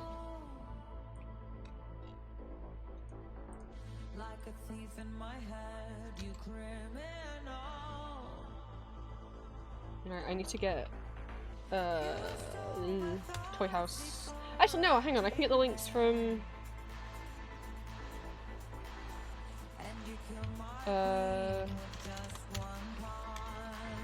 here.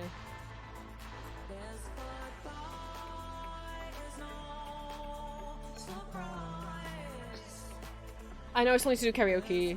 I know. Might be next week, might be the week after. My throat's still kind of sore.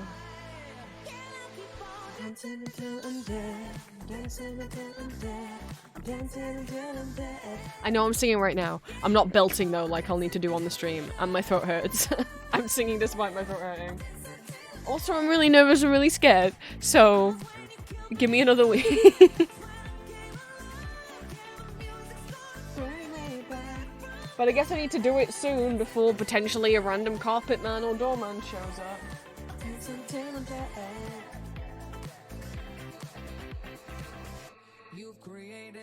Oh no. There's suspicious men hanging around outside. pointing at, like, that seem to be going door to door that have lanyards on.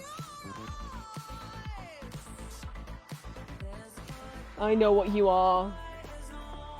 That sounds so mean. No, the 90% are Jehovah's Witnesses, though, trying to convert people. Please leave us alone. If people want to join your religion, they'll join it. They're not more likely to join it because you pester them in their home and make them feel guilty if they close the door in your face.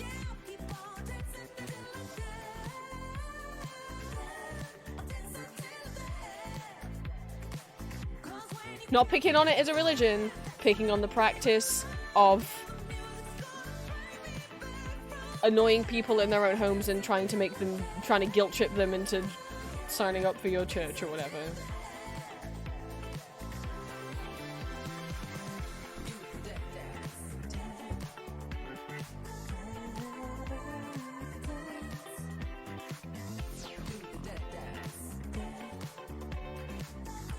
Stick around, I don't know. We have a sticker on our door that's like that says like do not plot its arrival, doorman. We have a sticker on the door that's like don't come knocking for like religion or business stuff. We don't accept, and then they still will. A few years ago, like after the incident happened, that and my dad was like well, not only just like real mentally sick from it, but I think he was physically sick at the time. He is when he was recovering from the I don't know, I just remember that he was sick upstairs. I don't remember if it was flu or if it was after he was recovering from the heat stroke, and they came knocking and I answered the door because it was just me and dad at home and he was sick, and I guess the baby face helped sometimes because I think they thought maybe I was underage. And they were asking me stuff and I was like, no, I'm not interested. No, thank you. And they were like, is anyone else in the house? And I lied and said no.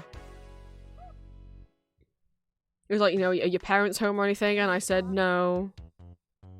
And because that was kind of making them seem like, okay, we should go. And then dad came into the porch looking like he was not well.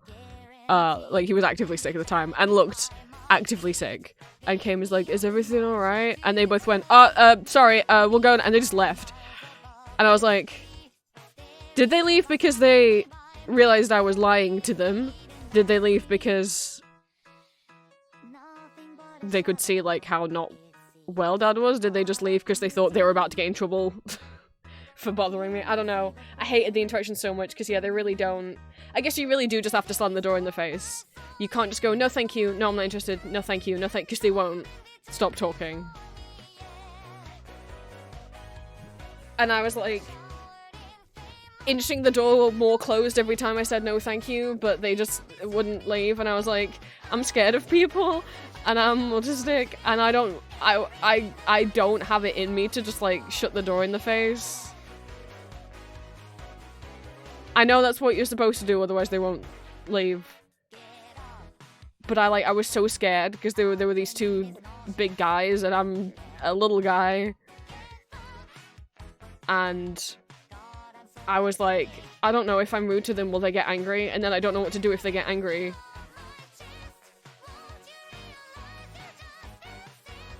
Because if it was after the incident, I was also not doing well at that time.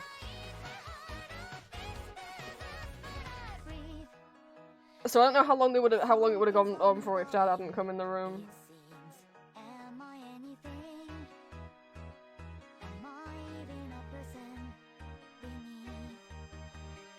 But, you know, I was almost basically home alone, because as far as I knew, dad was passed out upstairs. And I'm, like, young and AFAB and small and...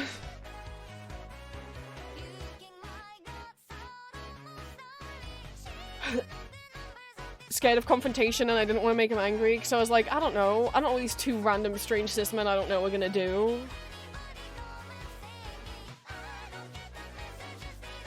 And it's very rare that anyone comes around trying to sell things door to door or anything like that. So, if 99.9999999% of the time the door goes, it's Amazon delivery person, every delivery person, UPS, Royal Mail. No, and then the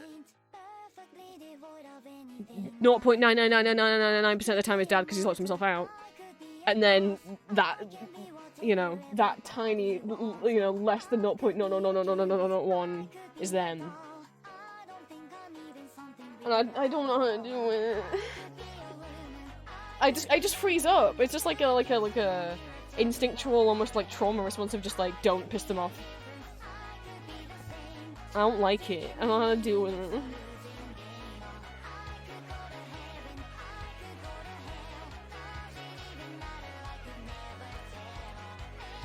Julia will bark at them now.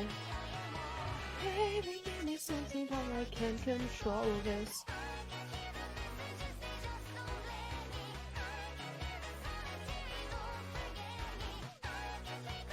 Oh, I know what this is. This is the rush sheet. You guys are gonna have to... Oh no, it's fine. Anything not safe for work should be censored. Even for me looking at it. Yeah, all good. I would like this one, please. Copy image link.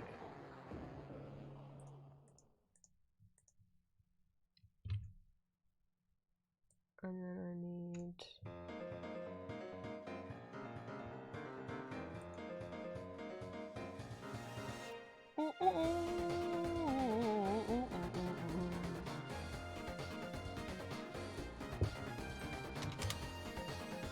Yeah, Julia's gonna help teach me the ways.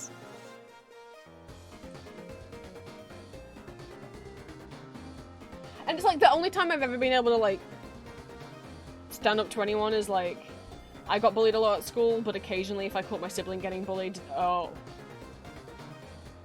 That's the only time, like, something in me, when it's me, I'm just like, I'm sorry, I'm scared, I'm sorry, I don't know what to do, just please stop yelling at me. And then if I saw someone, like, bullying my sibling, I'd be like, what the fuck are you doing?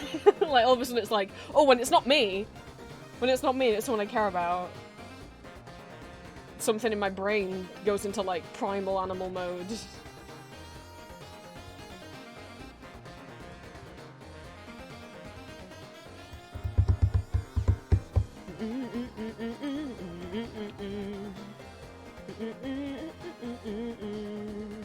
I'm actually gonna have to read science sheet because I don't remember.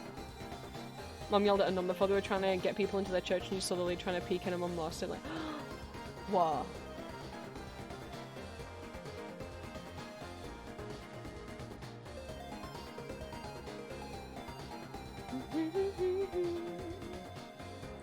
Did I write? My problem, here's a problem with Toy House. Oh, the X is over there. Okay, the X is up here. If I click on this image again, if I click anywhere on screen, you can't even see the X because it's so small. If you click on the image, it's the same as clicking on the next arrow, and it will skip to the next image in the folder. Right? Like this. Problem, this one's naked. No one, you didn't see anything. You didn't see anything, and I'll cut it out of the VOD. You didn't see anything. It was an accident. Please don't get me. I don't lose my account.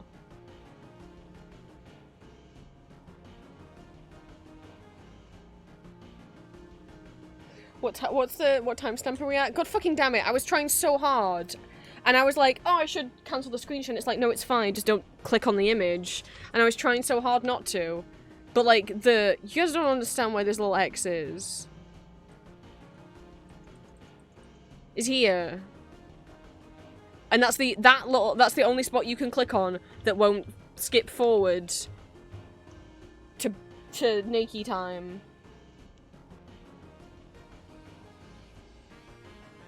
And what I was trying to do is click the... I can't remember, I was trying to click the back arrow, or I was trying to click the back arrow at the top of the tab, I don't know. I was trying to click off it into the background, which also should X out, but it didn't work. It skipped ahead. I guess it doesn't work. What are we at? Oh, 2, 3, 3. Do I have shuffle on? Oh, I do have shuffle on it. Just happened to do Ruder Buster twice. Okay. Anyway, Santa's in his 20s, that's all I wanted to know! I didn't know the age of my own boy!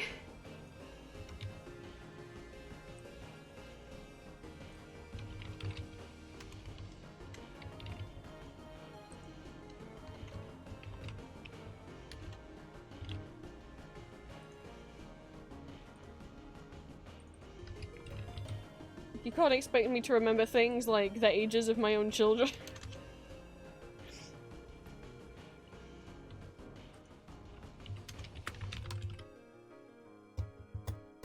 I guess I'll just put sex worker. I don't know what to put for the job title.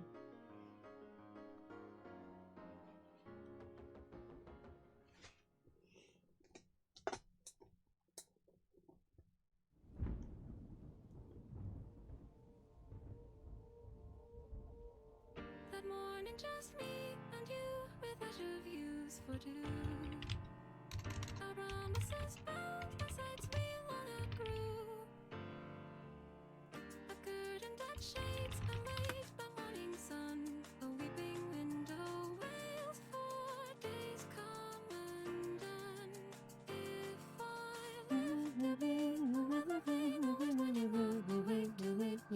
If I live, God damn it, I've ranted for way more in this stream than I wanted to, as always. Yeah, that I accidentally showed Valentine's titty.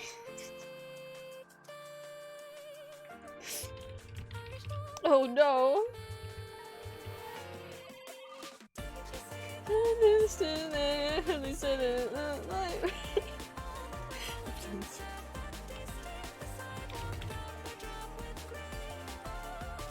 Shining by your side, so why won't you look my way? The weather forecast calling for another cloudy day. I goofed up.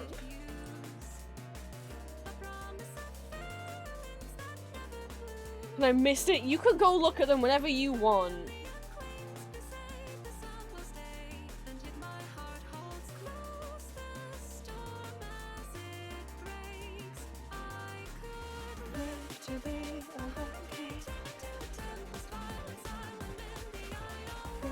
Gusting like a rain.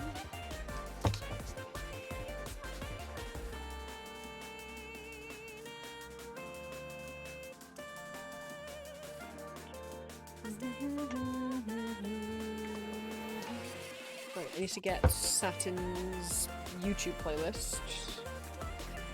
All the words I left unsaid that day stain the sidewalk drop by drop with gray. Pain will shine going for another cloudy day.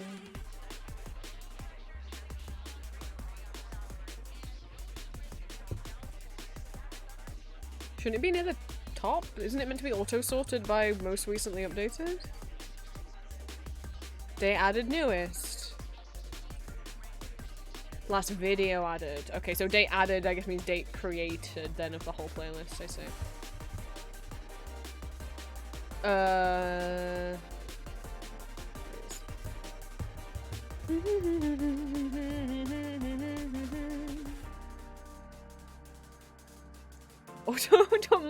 My toy house autofills. Oh.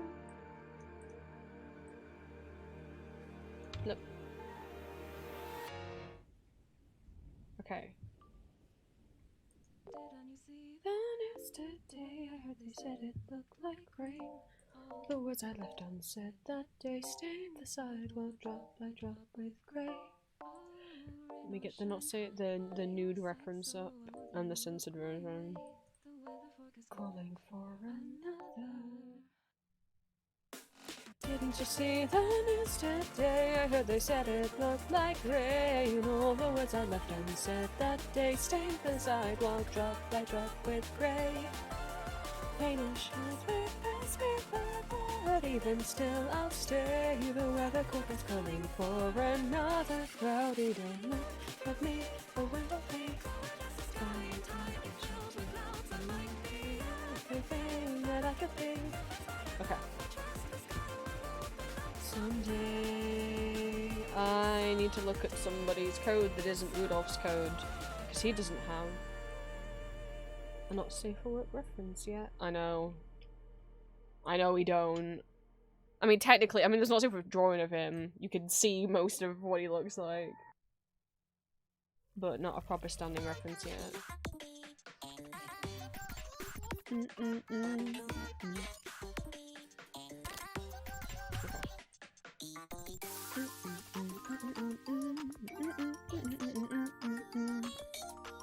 So I need to get the actual link for that one.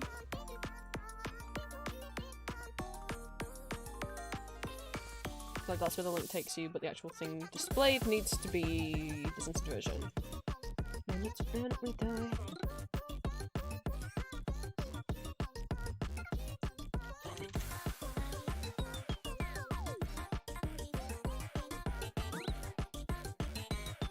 Okay. Saturn is on his own page. Oh, fuck, I need to change that date. When was Saturn's first audio uploaded? What is the date of it?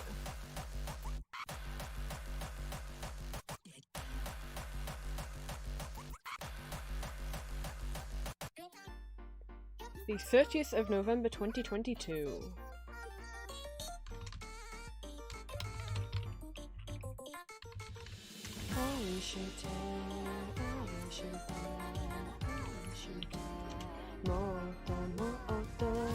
He's almost 3 years old.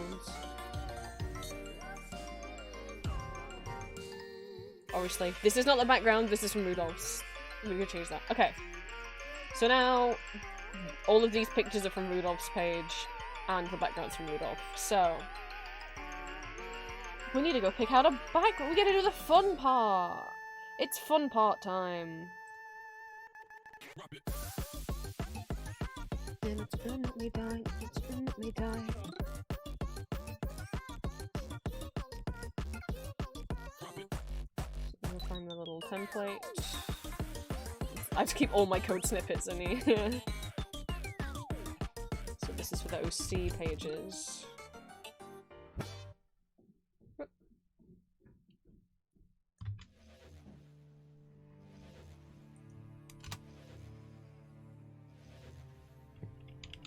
Background first. Background first. It's my version of CC shopping. Me finding and saving new images and then going through the ones I already have, to me, is what CC shopping must be for Julia. See what I have that's purple. Not good.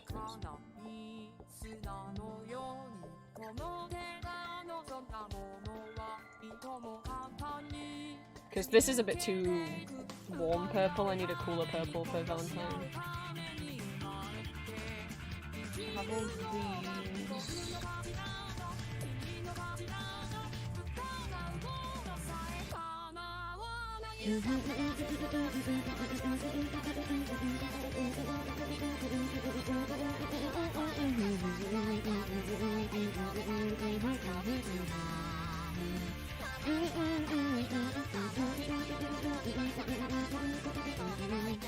So what's like a...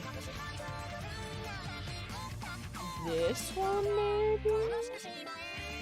Or... what's this one? Stars. Whatever this is. I don't think that's not a looping one.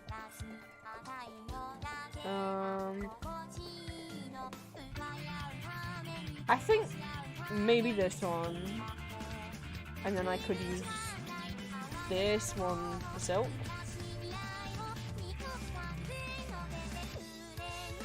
Okay.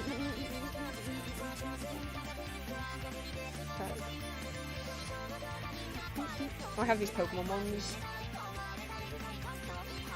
But I don't know.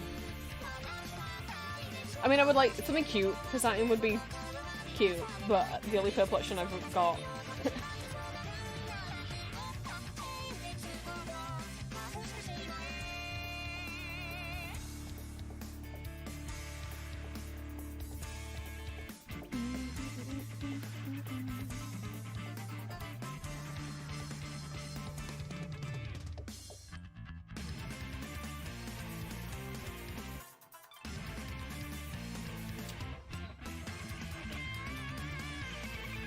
So it's gonna be like the checkered pattern or Haunter.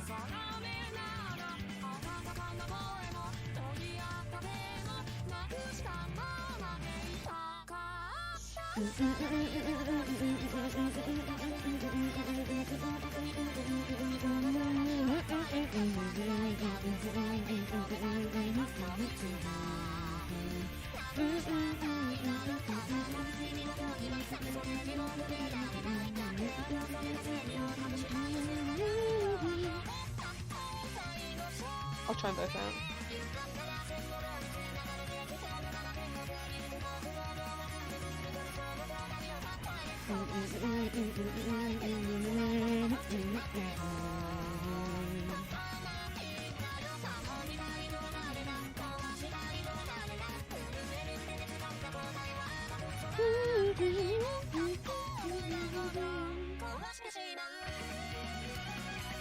That makes everything look so desaturated. I didn't realize how desaturated I'd made the boxes. Oh, that makes everything look horribly unsaturated.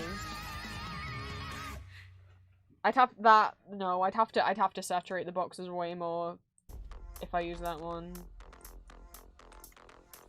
So let's see how the Pokemon looks. Rocket number 9, Take off to the planet. To the planet. Venus. I think I want to do the Pokemon one. Bikini. Garden Pansy. Venus. Let's blast off to a Give him the silly cute one. Go with the Haunter one.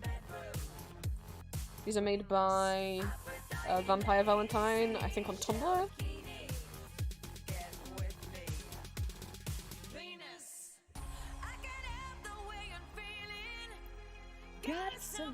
Take me to your Let me double check if I made folders for everyone else. I think so. Take me to your planet. Take me to your planet. Take me to your Yes. Okay.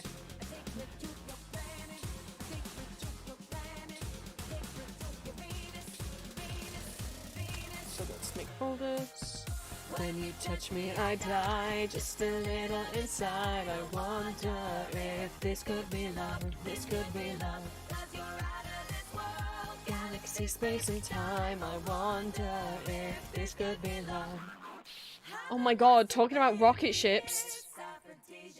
Guys, the Miku rocket ship is over. I just went with Miku instead. How are you all feeling? I can't believe aliens are never gonna know what happens to me.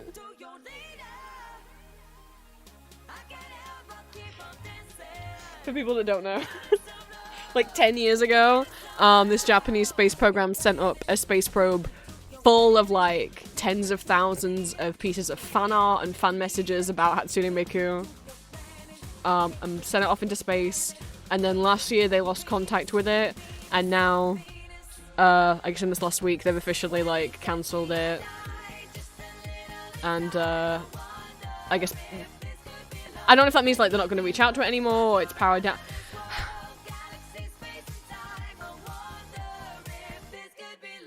The aliens need to know about Hatsune Miku.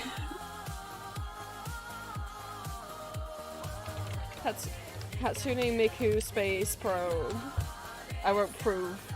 They'll know what I mean. Japan Space Agency officially ends decade-plus mission that carried Hatsune Miku into space. They lost it over Venus. Wow, what a perfect song to be listening to. No, oh my god, this is so many cookies. JAXA Akatsuki Venus Orbiter has officially been shut down well over a decade after launch. It was launched on May 21st, 2010. My whole life I've been like, nothing cool ever happens on my birthday. I don't know any of the celebs or historical people that were born on my birthday. I share a birthday with the Hatsune Miku Space Bro.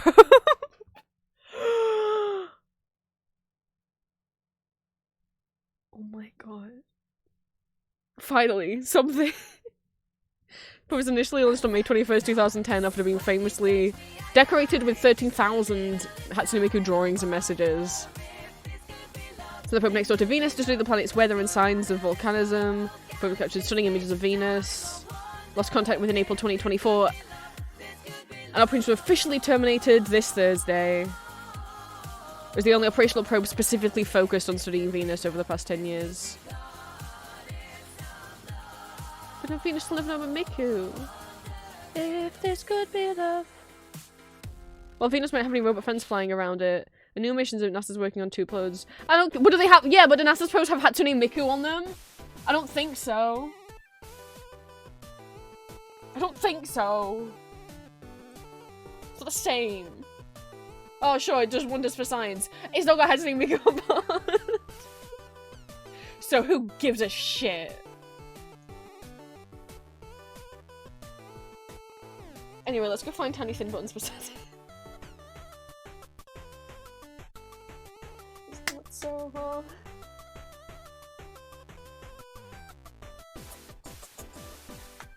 But I felt it off the wrong card. I keep on running like a chicken with its head cut off. Bad brain, baby, I don't think my head is coming on. Hit me like a lunch. We have Trump's mask control. Okay, we do. My head up on the chopping block. I'm bad brain, baby, I don't think my head is coming off. Can you tell me if you think that I should stop?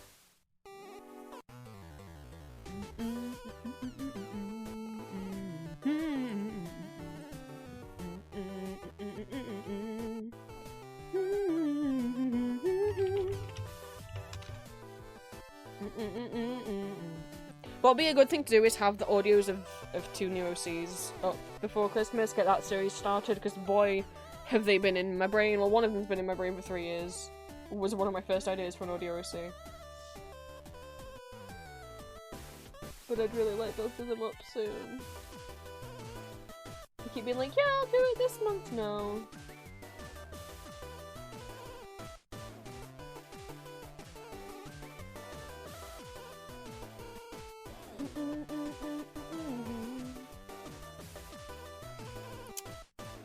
Well, no C's for you.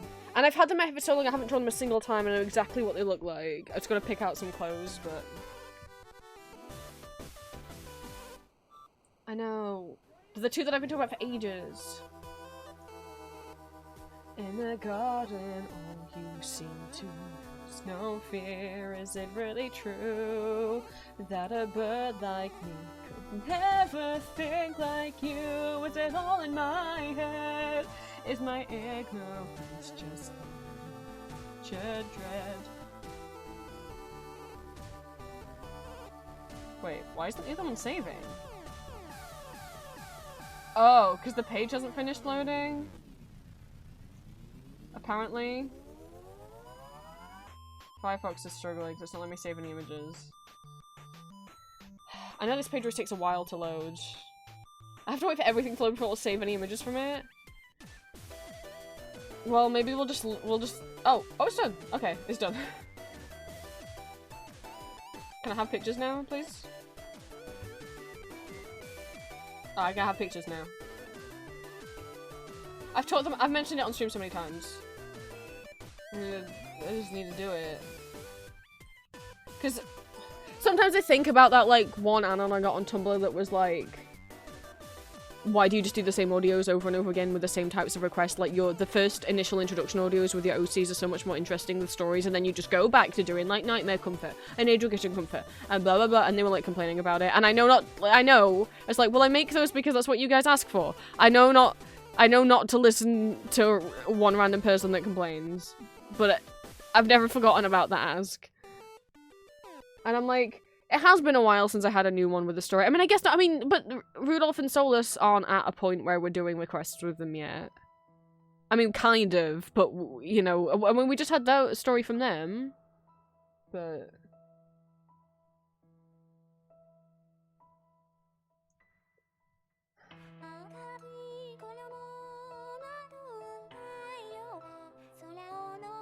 I'm like, it's been a while since we had a new like multi-part story thing, you know? Like, Lucian and Lysander and Hawthorne did really well for me. However, I don't think that's only because it was like a new story. I'm also very aware that the reason why Lucian and Lysander and Hawthorne's videos did well is because they didn't have my artwork in them. Let's face it, like, YouTube really liked them and really pushed them in the algorithm with the little photos of my body rather than any of the artwork that I worked hard on. And part of me's like, boy, I can't wait to work really hard on designing these neuroses, make the audios, and then them flop. Because I didn't include a picture of my waist in them, you know?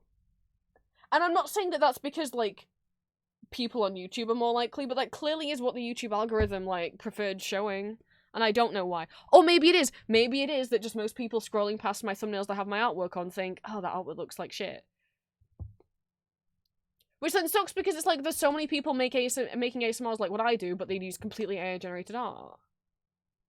Or some of the bigger channels use completely stolen art. There's one in particular that does so many, just like every single one of them is so suggestive that I'm like, how does that title get allowed on YouTube?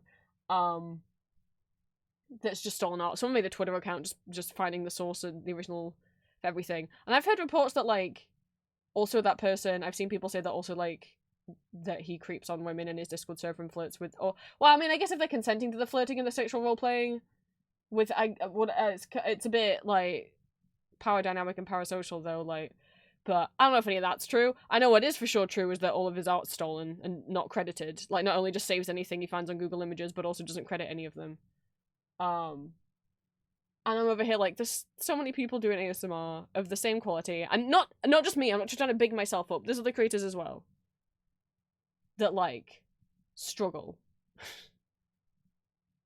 I think like how many times like I know both Salem and Kay, Salem Audio and Kink Radio have done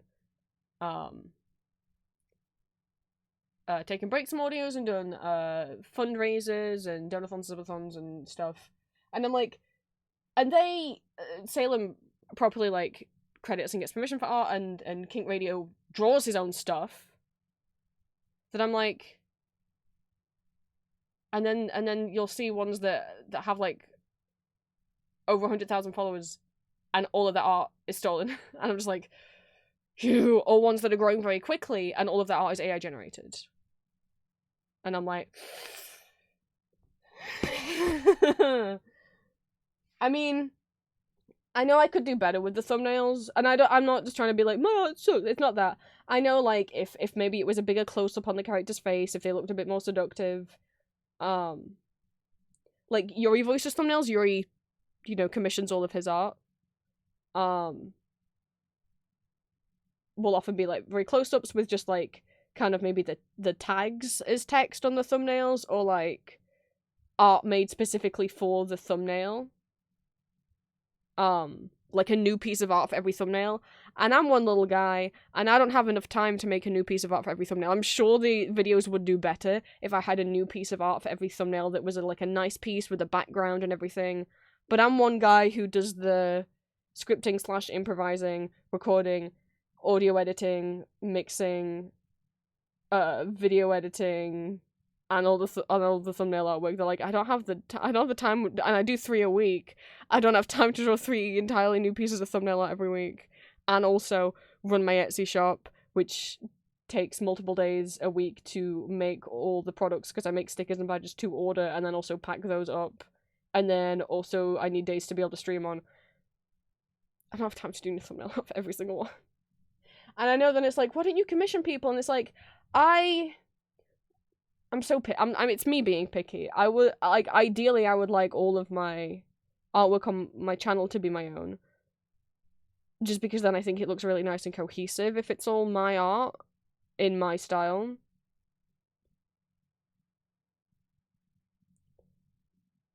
And again, commissioning 3 thumbnails a week could get expensive very quickly.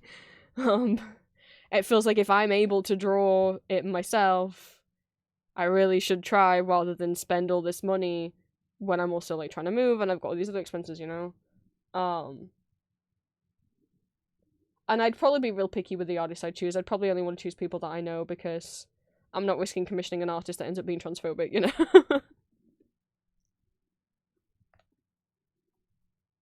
But unless I just made, like, 3 different thumbnail images per character, like I made 3 different drawings of Ambrose that were kind of more close-ups or half-body shots with him lounging around with a background, and then I just rotated which one I use.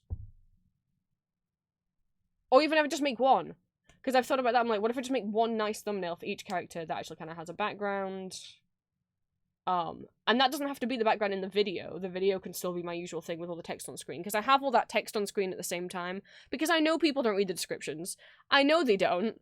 So the text being on screen throughout the video of, like, what the tags for the video is, and the subject matter and the gender, and then also my Patreon, because I know people won't fucking read the description. But I don't know. I could, and I've thought about, like, I should make one, like, nicer thumbnail for every character. And then it's just time. Because I feel like I'd want them all done at once, so that I can then transition into using them for each character all at the same time, rather than, well, I've got Ambrose and Arden's and Victor's done, so I'll use those for now, but if an audio of Loki goes up, I guess I'll use the old one. You know, I'd rather them all change at the same time, and I just haven't had the time and the energy to put into that. When it's like, I'd rather put that into making new characters, I guess. I don't know. I know you guys don't care about the thumbnails, but the thing is, I'm not getting many new people in. Like, I've gone from 1,000 subscribers a month to, like, a couple hundred subscribers a month, and it's been stuck at a few hundred subscribers a month for, like, over a year now. We're doing really well when Lucian and Lysandra and Hawthorne's audios were first coming out, and if I stay where I'm at right now, that's fine. Obviously, a bit more growth would make me a bit more financially secure, but,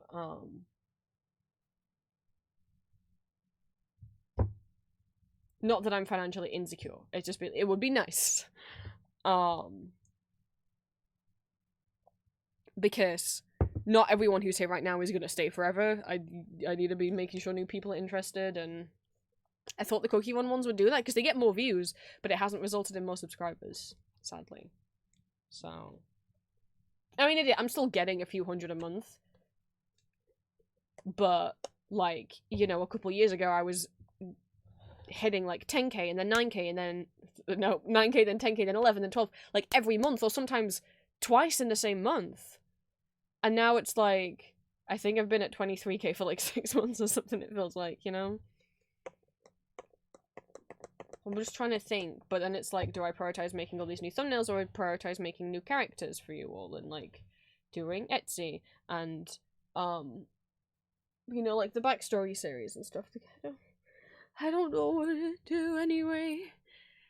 I've got, like, 7 minutes before I'm probably gonna end stream.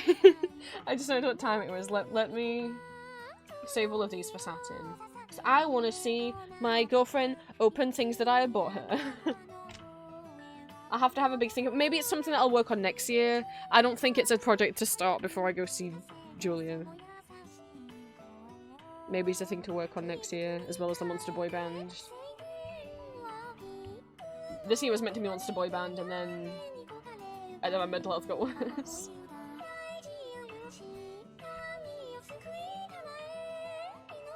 And I didn't get to move out like I thought, which is also resulting in my mental health not getting any better, you know?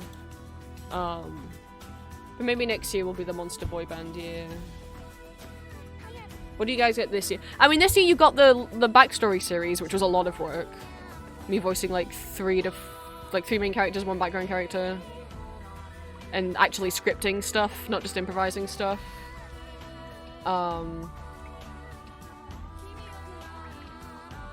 For what was basically like a movie length thing by the end of it.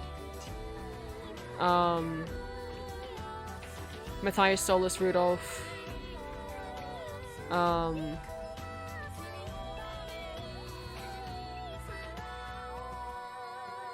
Barnaby and Oscar getting audios, yes.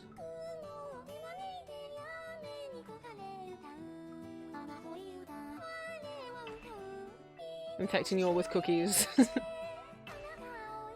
I'll get to them.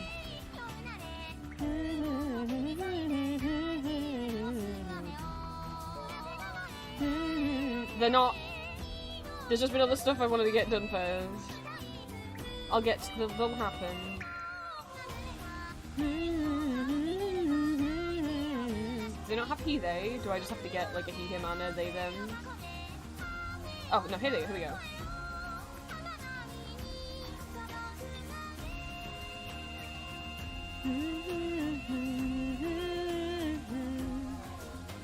Alright, this is someone's page. Pronouns, okay, and then I have the flag, sexual orientation. Fluid fin, it would be under min, would it not? There we go.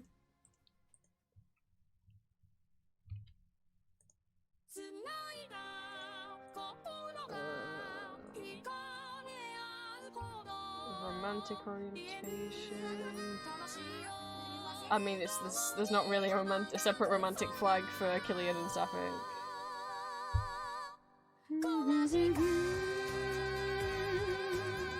And saying how romantic would be not true, I guess we'll just leave it with a Killian. Oh yeah, and Lucian and Lysander and Hawthorne were all designed this year, that's true. Yes, that was also this year. And I started making Not Safe for a Car again this year, including of my OCs. That's the first time I'd made Not Safe for a Car in like 4 years.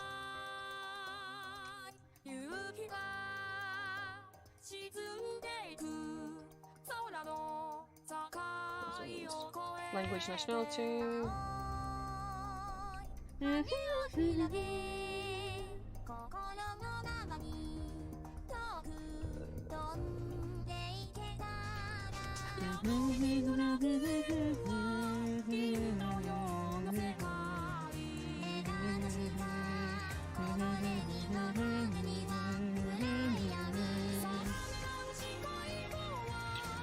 Do any of you apply to starting? I don't think so.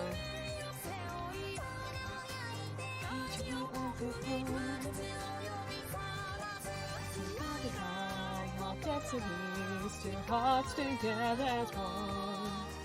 So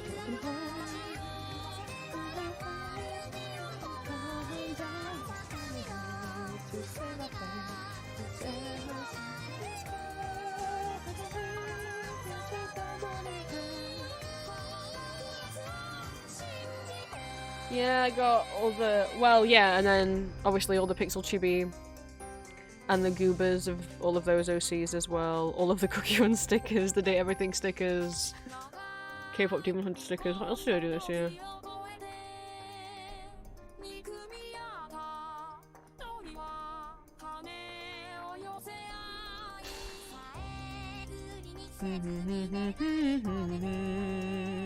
And obviously some OCs I already have. The more OCs I make, the less frequently you're gonna see your favorite one. So it's also like, well, I don't want to leave it too long before we see this guy again and this guy again.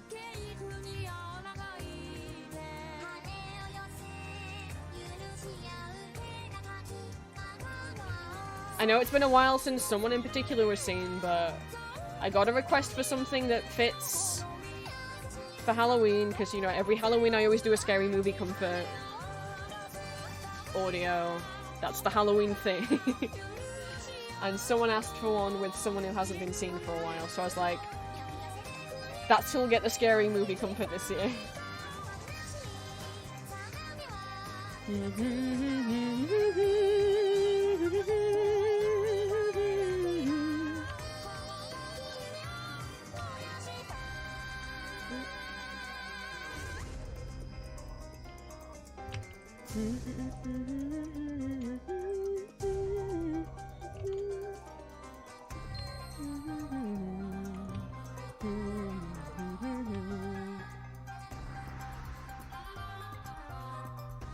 Which one first? Nationality and language? Yes.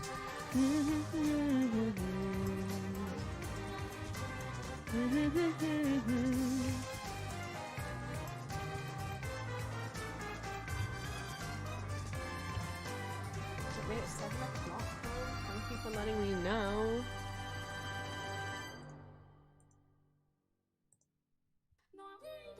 Kaito just got murdered in the song. I'm so sorry. All the tears in the world won't bring back your life. Kaito's life.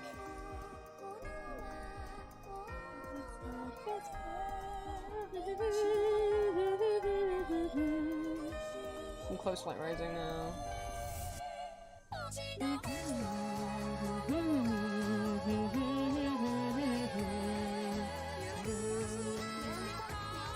And my sorrowful tears turn to hate instead. I'm still like, Valentine's page looks so silly. Just look how many images he's got. And without much lore, without like Ambrose level of lore, it's just empty. But I gave him as many that fit.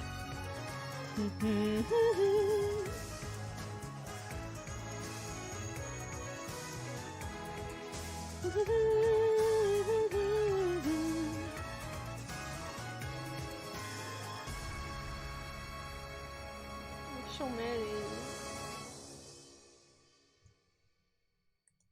Yeah, Rudolph has a bit many as well.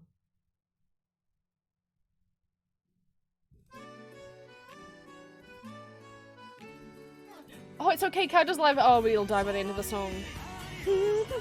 I'm sorry, Green, it's another song where Kaido dies. But he'll be back next winter.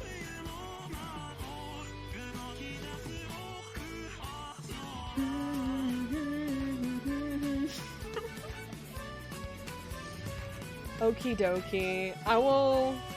Well, before I work on this off stream, I will...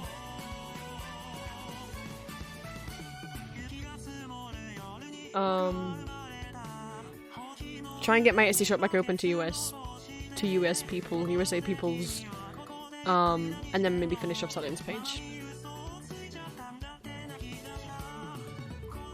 Let me have a quick little looky look before I go. Oh, you audio hints, teasers. Hang on.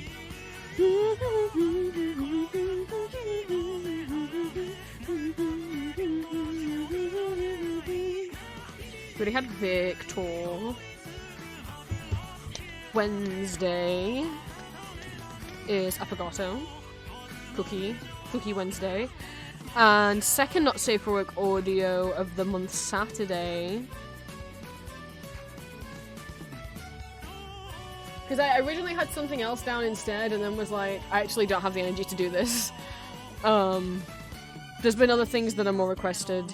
And maybe doing this, because actually I didn't expect doing the Saturday Not Safe for Work audio. So many people would join Patreon.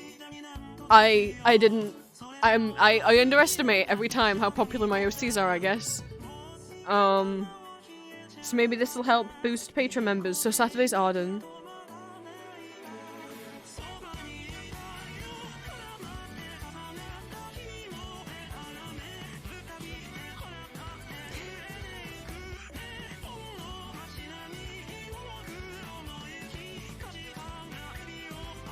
Get ready for puppy time.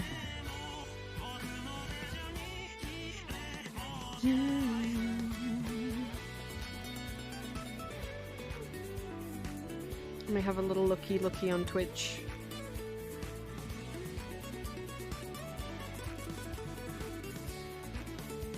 People! I have to choose now! There's multiple people for a change. Usually there's no people.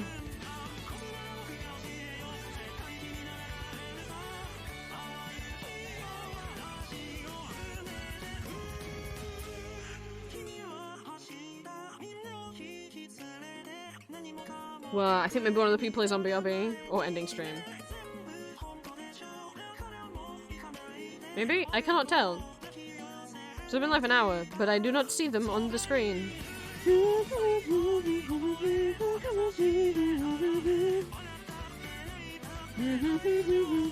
So I am... Oh no, just say BR at the top.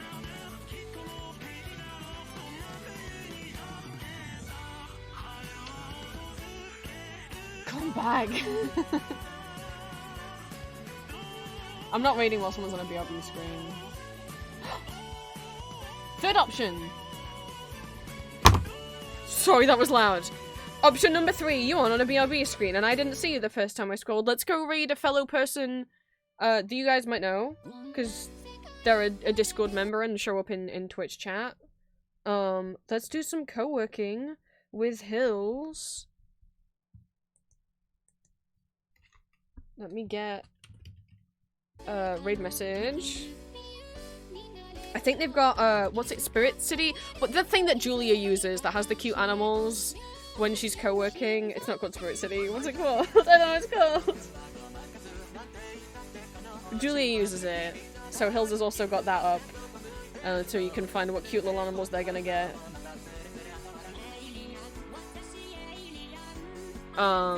If you wouldn't mind copying the raid message that Stream Elements just put in chat and pasting it over in Hills' chat.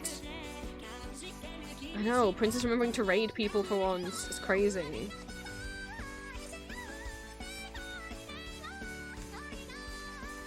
Even if you have to go, please come along. You'll get extra channel points in mine and Hills' streams.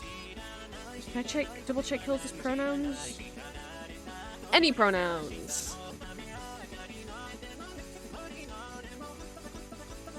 And the channel is 18+, but so is this one, so.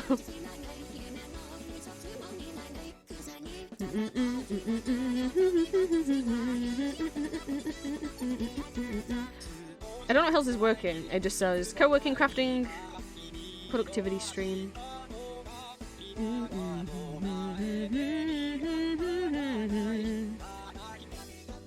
I'll see you guys, I don't know when, because like I said, I got a lot of PC building to do.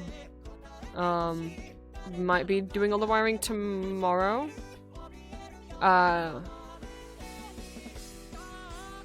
Probably won't be doing anything on it on Thursday, so